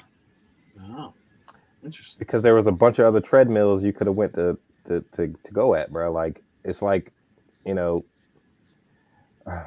what can I compare it to? Like, if I'm in there working out by myself, it means I probably like the solitude of working out by myself. Like, I get into the zone. I'm easy to motivate, and then you come in and start working out right next to me. It just throws off my game. That's an asshole move, bro. Okay. So you say person B. What about you? Come on. Person A for me, man. Like, okay, why's that? I would say person A because mind your goddamn business, right? Like, wherever the other person goes, right? The free goddamn gym. You're just there to work out. You're there to work out. You're not there to. They're running. You're not there to. Yeah, you're like doing. If they didn't say, if that person didn't say anything to person A, which and they person didn't. A stopped. Yep. Just talk to person B. First, why is person A so goddamn, I don't know, nervous, insecure, nutty? Like, why are you so strange to be bothering person B who's not talking to you, who's minding their business? Like, whatever is going on with person B, as far as like, I wouldn't have chosen the treadmill next to that person. But we don't know what person B going through. Maybe they don't like being alone. Who knows what's going on with that person? But at the same time, they're not talking to you. Right. Your business. Right. That's what I would say. Mind your business. So let me make it a little tougher for you guys. Let me make it a little tougher for you guys. So you guys notice I didn't mention genders. I was just about to ask that because one, it is midnight, and you see all these creepy stories about women getting attacked. And what are the genders of these people? So gender was purposely left out of this story. I don't know who was what gender, but if you start using process of elimination, if you start saying like, oh, person A was a guy, person B is a guy, the story, person A is a guy, person B is a guy. Okay. Person A was a girl, person B is a guy. Person A is a girl, person B is a girl. The stories change completely. The perspectives changes completely. So the fact that we don't know the gender means it's very difficult to determine who's the asshole here, because let's say Nope. person, I let's hold say the person, same position. Nah, Really? person B is Mhm. still the asshole. so Person A still the asshole. so person B. Dude, Think about it this way: person B, let's say person B is female, right? Mhm. Person B, for one of two reasons, I would think it's probably justified for doing what she may have done. One, the biggest reason, safety, right? Yeah. Something's probably going on. Somebody's following her them, outside. One of the other people in the gym is being creepy towards her. She probably felt safer with person A. Now, this is more likely if person A is also female. Mhm. Probably likely too if person A is also male. But let's say Who they person have B wasn't interaction female. with, right? What's that? Person A is a male who they have no interaction with over some other person who's already been creepy towards them. Right. They would rather be closer to the guy they don't know. Could have been a bigger guy. Could have been a bigger guy. The guy was not creepy towards her yet.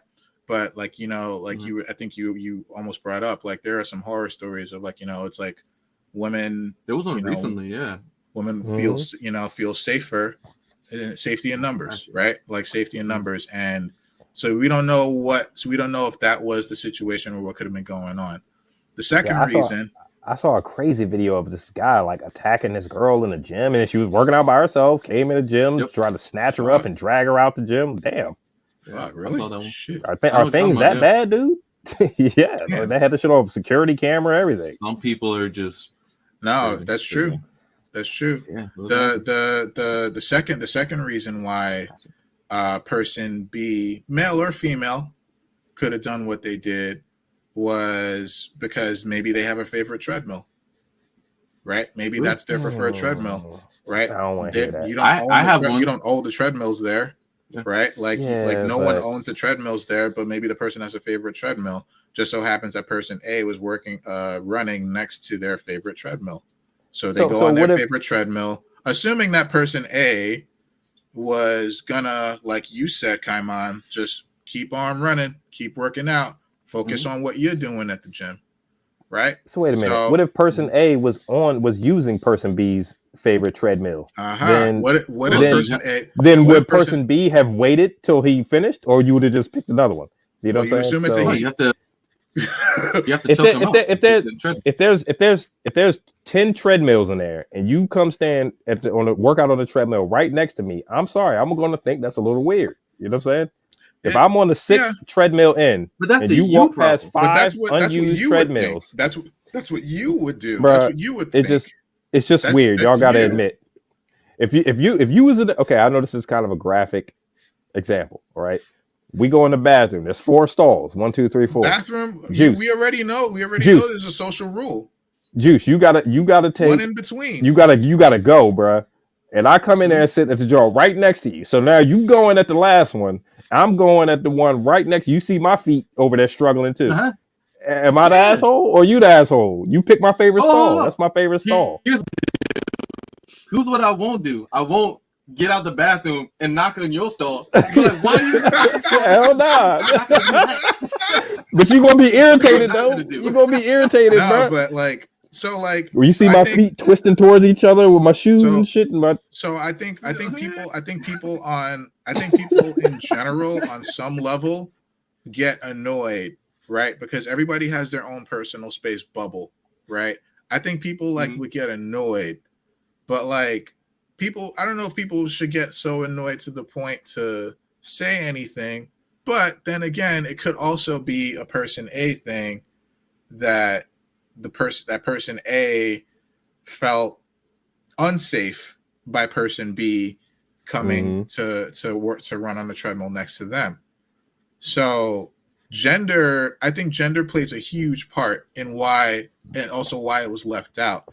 because the person that wrote the story left it out on purpose, because maybe if the genders were revealed, then we would have a more definite answer as to who the asshole is, and then that the probably would not have worked out in person A's favor as far as what people's opinions were on who the asshole was.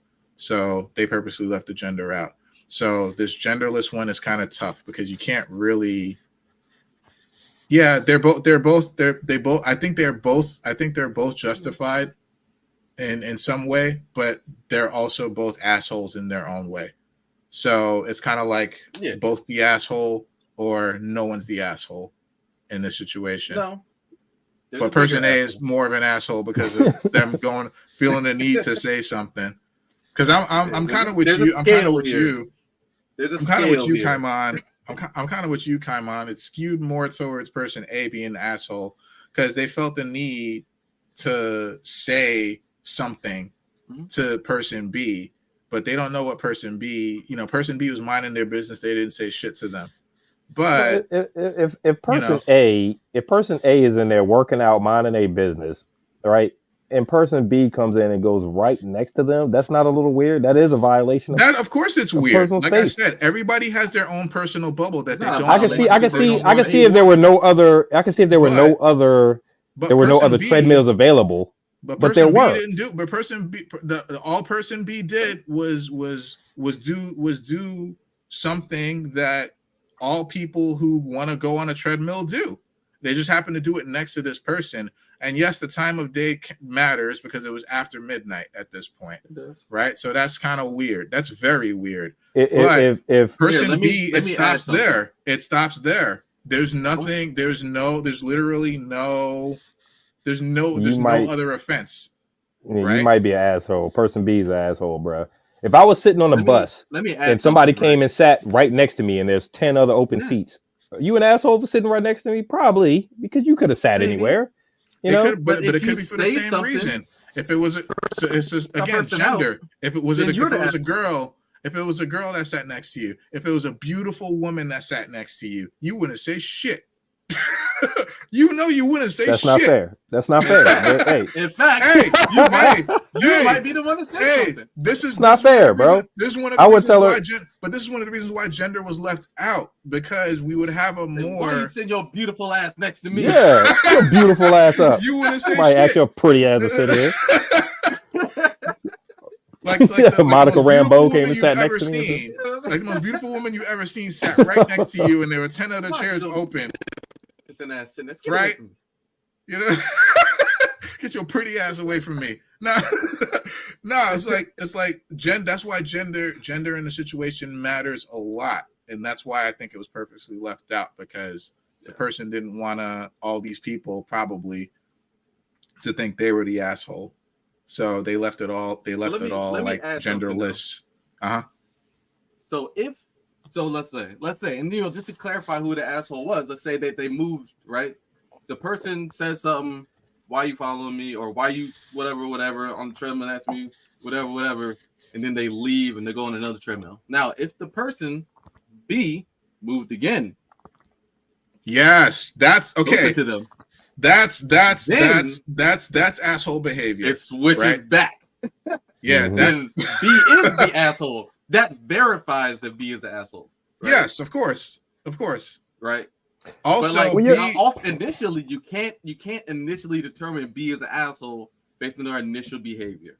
Like, it's strange. It's B you're kind of the asshole because it is strange. B didn't do anything. B didn't do anything outside of the norm. Technically, the only thing they did was pick the treadmill right next to a person after midnight. Yes, it's kind of weird, right? All these other machines you got, it's weird, but they didn't do anything wrong. The only thing they did is encroach in your personal space. But to your point, I don't even consider that personal space. You're just working out. You're focused on what you're doing. Running. I don't give a fuck who's next to me or in front of me or behind me. I'm fucking running. Right? I'm running on a treadmill. Like, the fuck do I care who stands next to me? Now, if person B if person B did one of the things where it's like, hey, you're on my favorite. Hey, excuse me, you're on my favorite treadmill. Can you move? Oh, that's easy. Male, female, dog, cat doesn't fucking matter. You're the fucking asshole, right? Also, like you easily. should move. Yeah. The person can let you like, hey, you're on my treadmill. Move. Unless you like, oh, so you can go to that treadmill over there. You go to those treadmills over there. Yeah, like that's easy.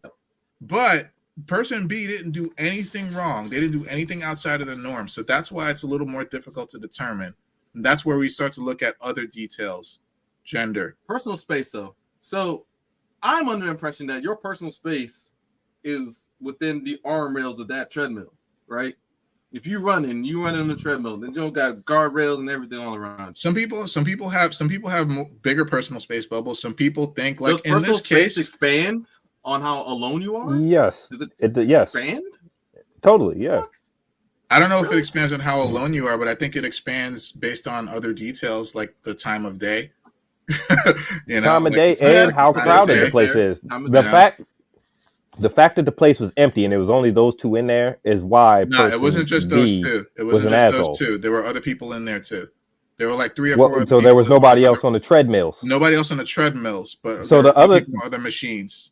The other 3 or 4 people didn't come next to person A. You know what I'm saying? They went and did a different workout, right? Like if I see somebody working out by themselves, my first inclination is not to go. Let me go stand right next to them and. Even if I wanted to do the same workout, I would either wait till they finish with that machine or work. So all person B had to do was skip a treadmill, skip one. That's all. Right. You know what I'm saying? And you didn't have to come to the one right next to me.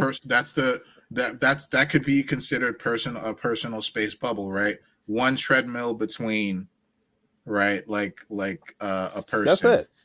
All person A has to do is just mind the goddamn business, though.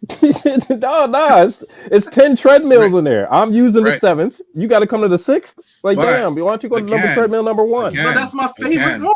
It's my favorite treadmill. Again, if person A was a girl, and person A said that to a guy that she felt unsafe with him coming right next to her, she wouldn't say anything. Nope. You don't know this woman. She absolutely could, and she did.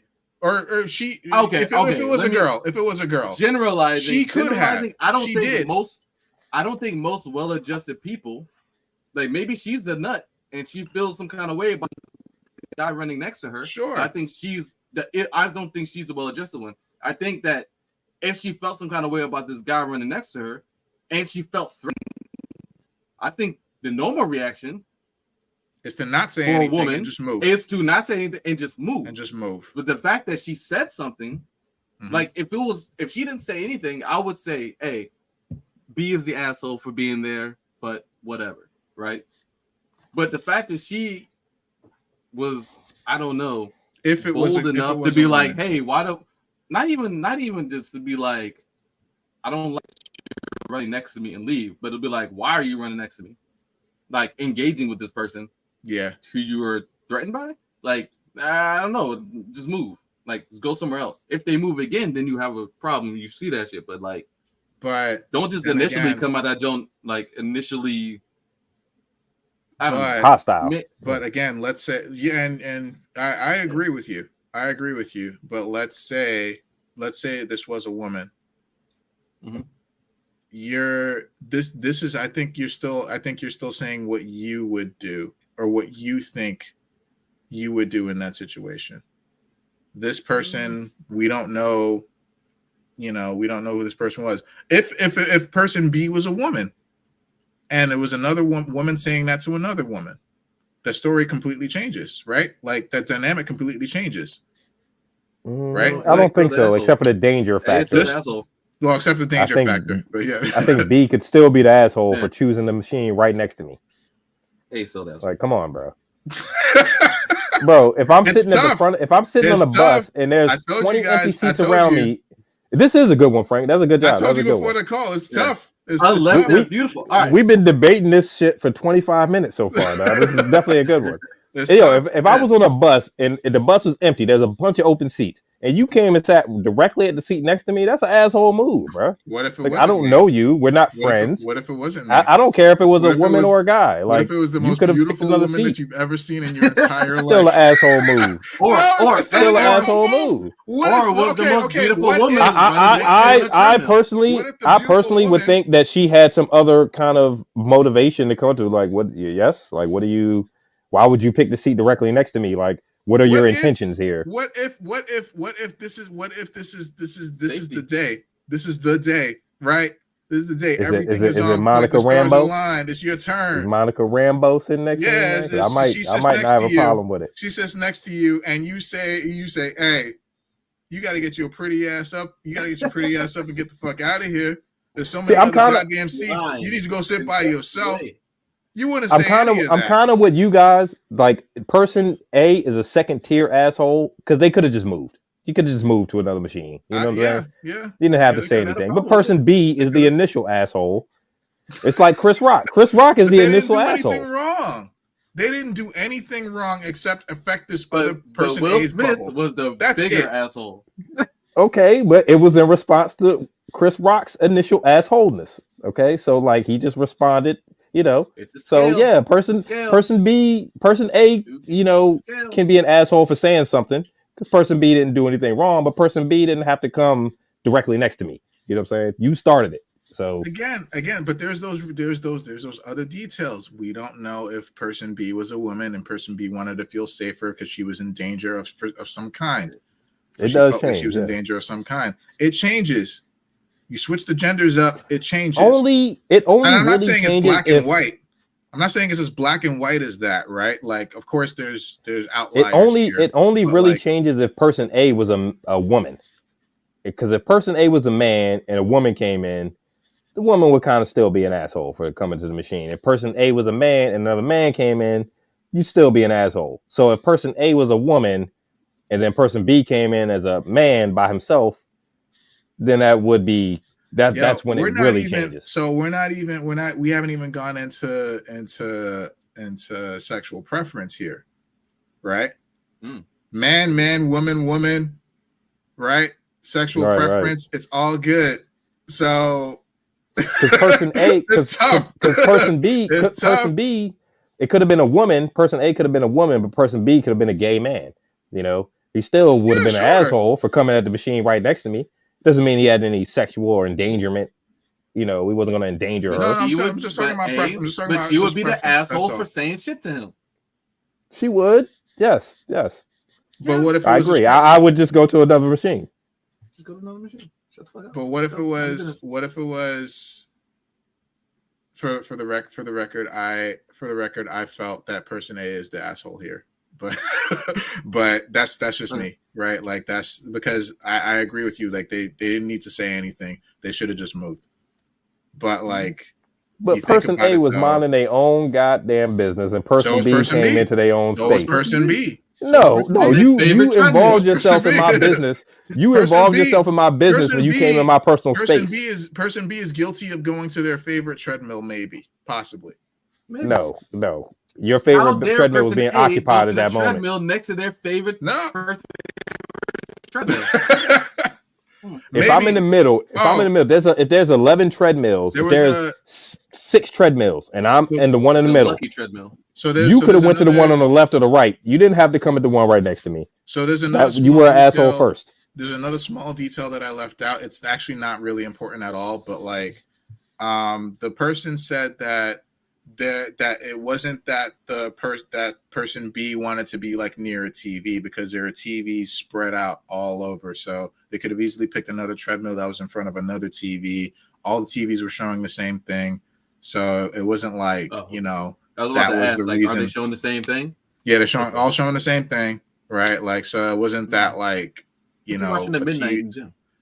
yeah, but like it's like you start to think about it, and watching the the second you switch genders, a lot more nuance starts to come into it, and then you're just like, oh, wait, maybe there's justification why person A did what they did or person B did what they did, or yeah, whatever. But yeah, That's Yeah, one of the there's one nuance. of the two MID assholes that I got, but I don't know if we have time for the second one. I could save that one. The second Let's one. say the last. Say that. Let's say Hey, that. that was a good one, That Frank. Good job, man. Yeah, was a thank good you. one. Yeah, Yeah, definitely. that was dope. They're going. The We second one is debated probably wild. that shit for 30 minutes. Yeah. Well, person B is asshole, bro. Nah. It's tough. Nah, I It's don't tough. know per se, man. It is. It's a nuanced question. Yeah, it's like because and plus it's tough because we've all been in a similar position in that. Like, you know what I'm saying? Mhm. But Like, you you also can look relate at, you that also to got to just look everyday at life. you also got to look at like if you start comparing to different situations, they're different situations. Like the bathroom, right? Situation. Yeah. It's different. See, we know there's a It's guy different. code. Yeah. There's a guy code. But There's a guy code. even still, And I'm sure there's a girl hold code. on. I'm Juice, sure you there's a better girl. not sit next to I'm sure me. there's a Even girl code, but there's a I hold the whole same ass other position. stall. Go ahead. I hold the same position in the bathroom, right? If a Juice, guy you better give me is a pissing give me in a the stall urinal, space. right? Listen. If the You guy's better in not the come in the urinal, middle right? one. But that's And the the guy that's goes the to the code. urinal next to him, right? Then, all right, A is in the urinal. B But goes to the urinal next to A. But look, Hold on. Then B is asshole. But if A zips up and says, "Hey, man, hey yo, I can't piss with you standing A right next is to me. asshole." no, okay. So If you're talking to B while he's look, pissing, then look. A is an asshole now. Look, as a fellow man, I am well aware of the guy code, and I am completely in 100% agreement with all of that. But Yeah, thank you. person B did nothing wrong but follow this imaginary code that has not been written down. Has not been written down. It is not documented anywhere. It is just fucking mental hive mind shit, right? Yeah. It is an imaginary fucking code. Person B did nothing wrong by going to the urinal next to you. Person B, It's know a violation better of than that. Don't personal you do space, that. yes. It's a violation of the guy code, yes. I don't want to, and it's even worse. It's even worse on another level if they're next to you and they look over.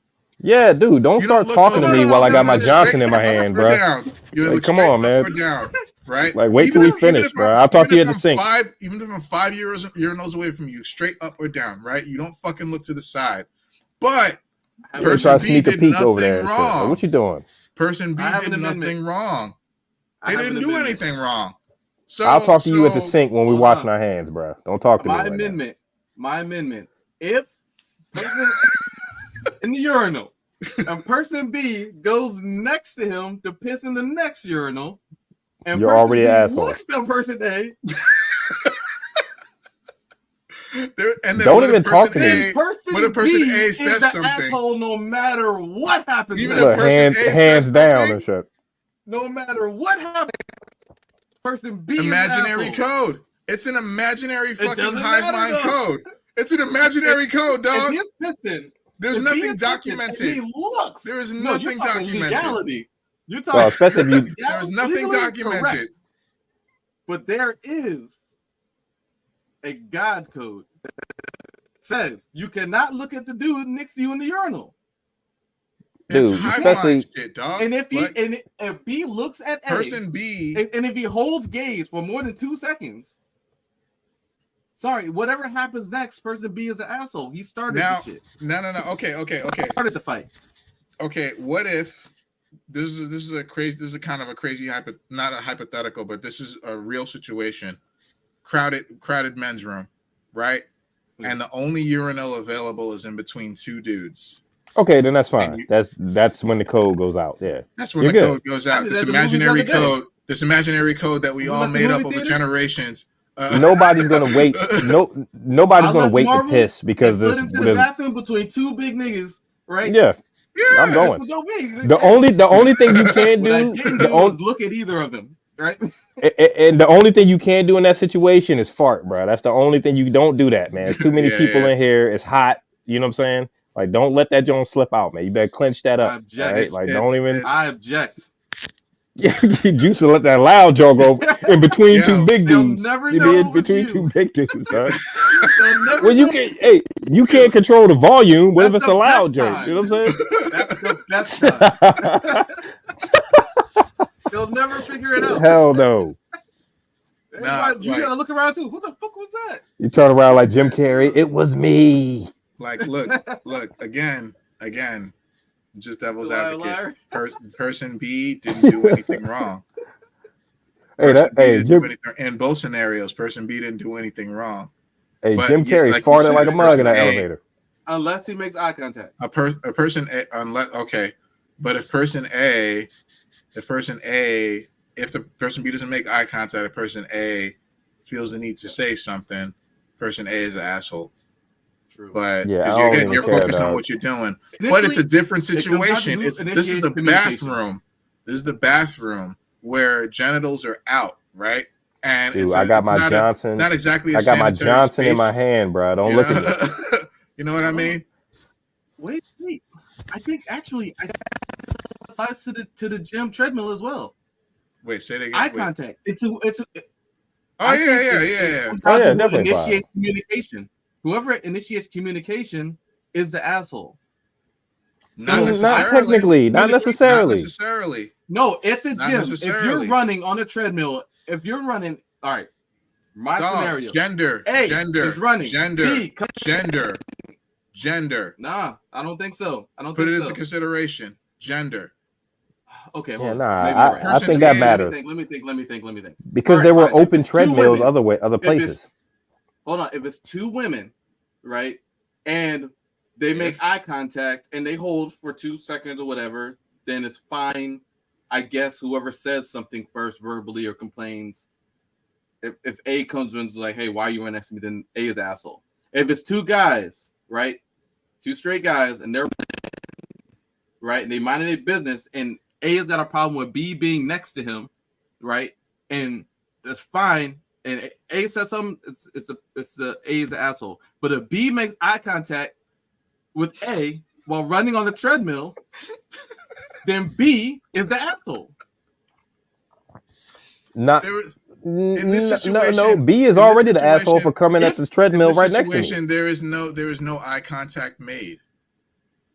In the initial, right, but I'm adding caveats. A hypothetical. Okay. In my estimation, what could make B the asshole? Because I think A is initially the asshole, or is it that? But what could make B the asshole if B initiates communication? If B initiates communication, even on a physical level, saying like, "Excuse me, you're on my favorite treadmill. Can you please move?" Go ahead. Then absolutely, that is 100% will make B the asshole in this situation. But B didn't do that, right? Like, hence the dumbfounded look that B gave A when A initiated communication. Like, B was running and he had to take his headphones off. Like, what? What? We don't know if it was B. That's all he's B. They. Whatever. Why are you talking to me? I'm running here. Yeah. B, being a normal human being, would have to expect that A is going to say something to them if they came on the treadmill right next to them when they were open. There were other open machines that you could have used. There absolutely were other open you machines, walk past all those machines that stand right next to me.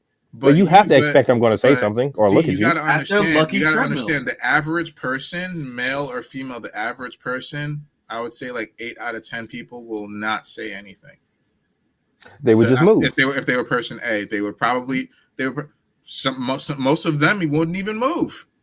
Most of them would just keep doing what they're doing because there's no real danger presented. I wouldn't care, but I'm a guy. But like, right, you're a guy.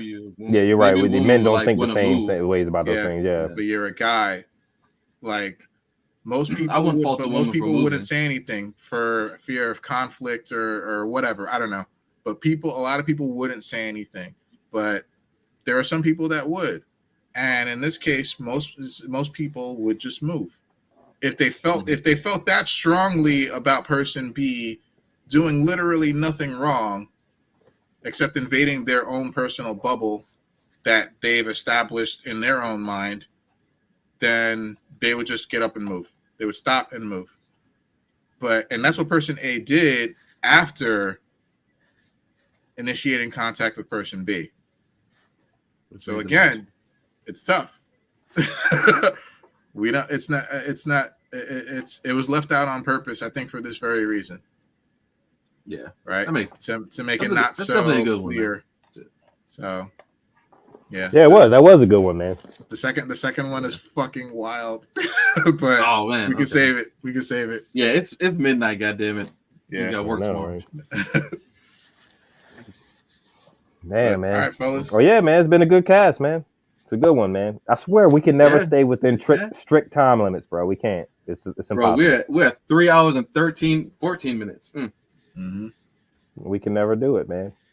It's Yeah. all good. Sparking conversation. All right. But yeah, Shit, man. It's gonna wrap us up. Good cast, fellas. Yes, sir. Yeah, man. Well, yeah. Thanks for joining us, everybody. Catch you next time. See you All right, later. guys. Peace. Peace. Later, fellas. Boom.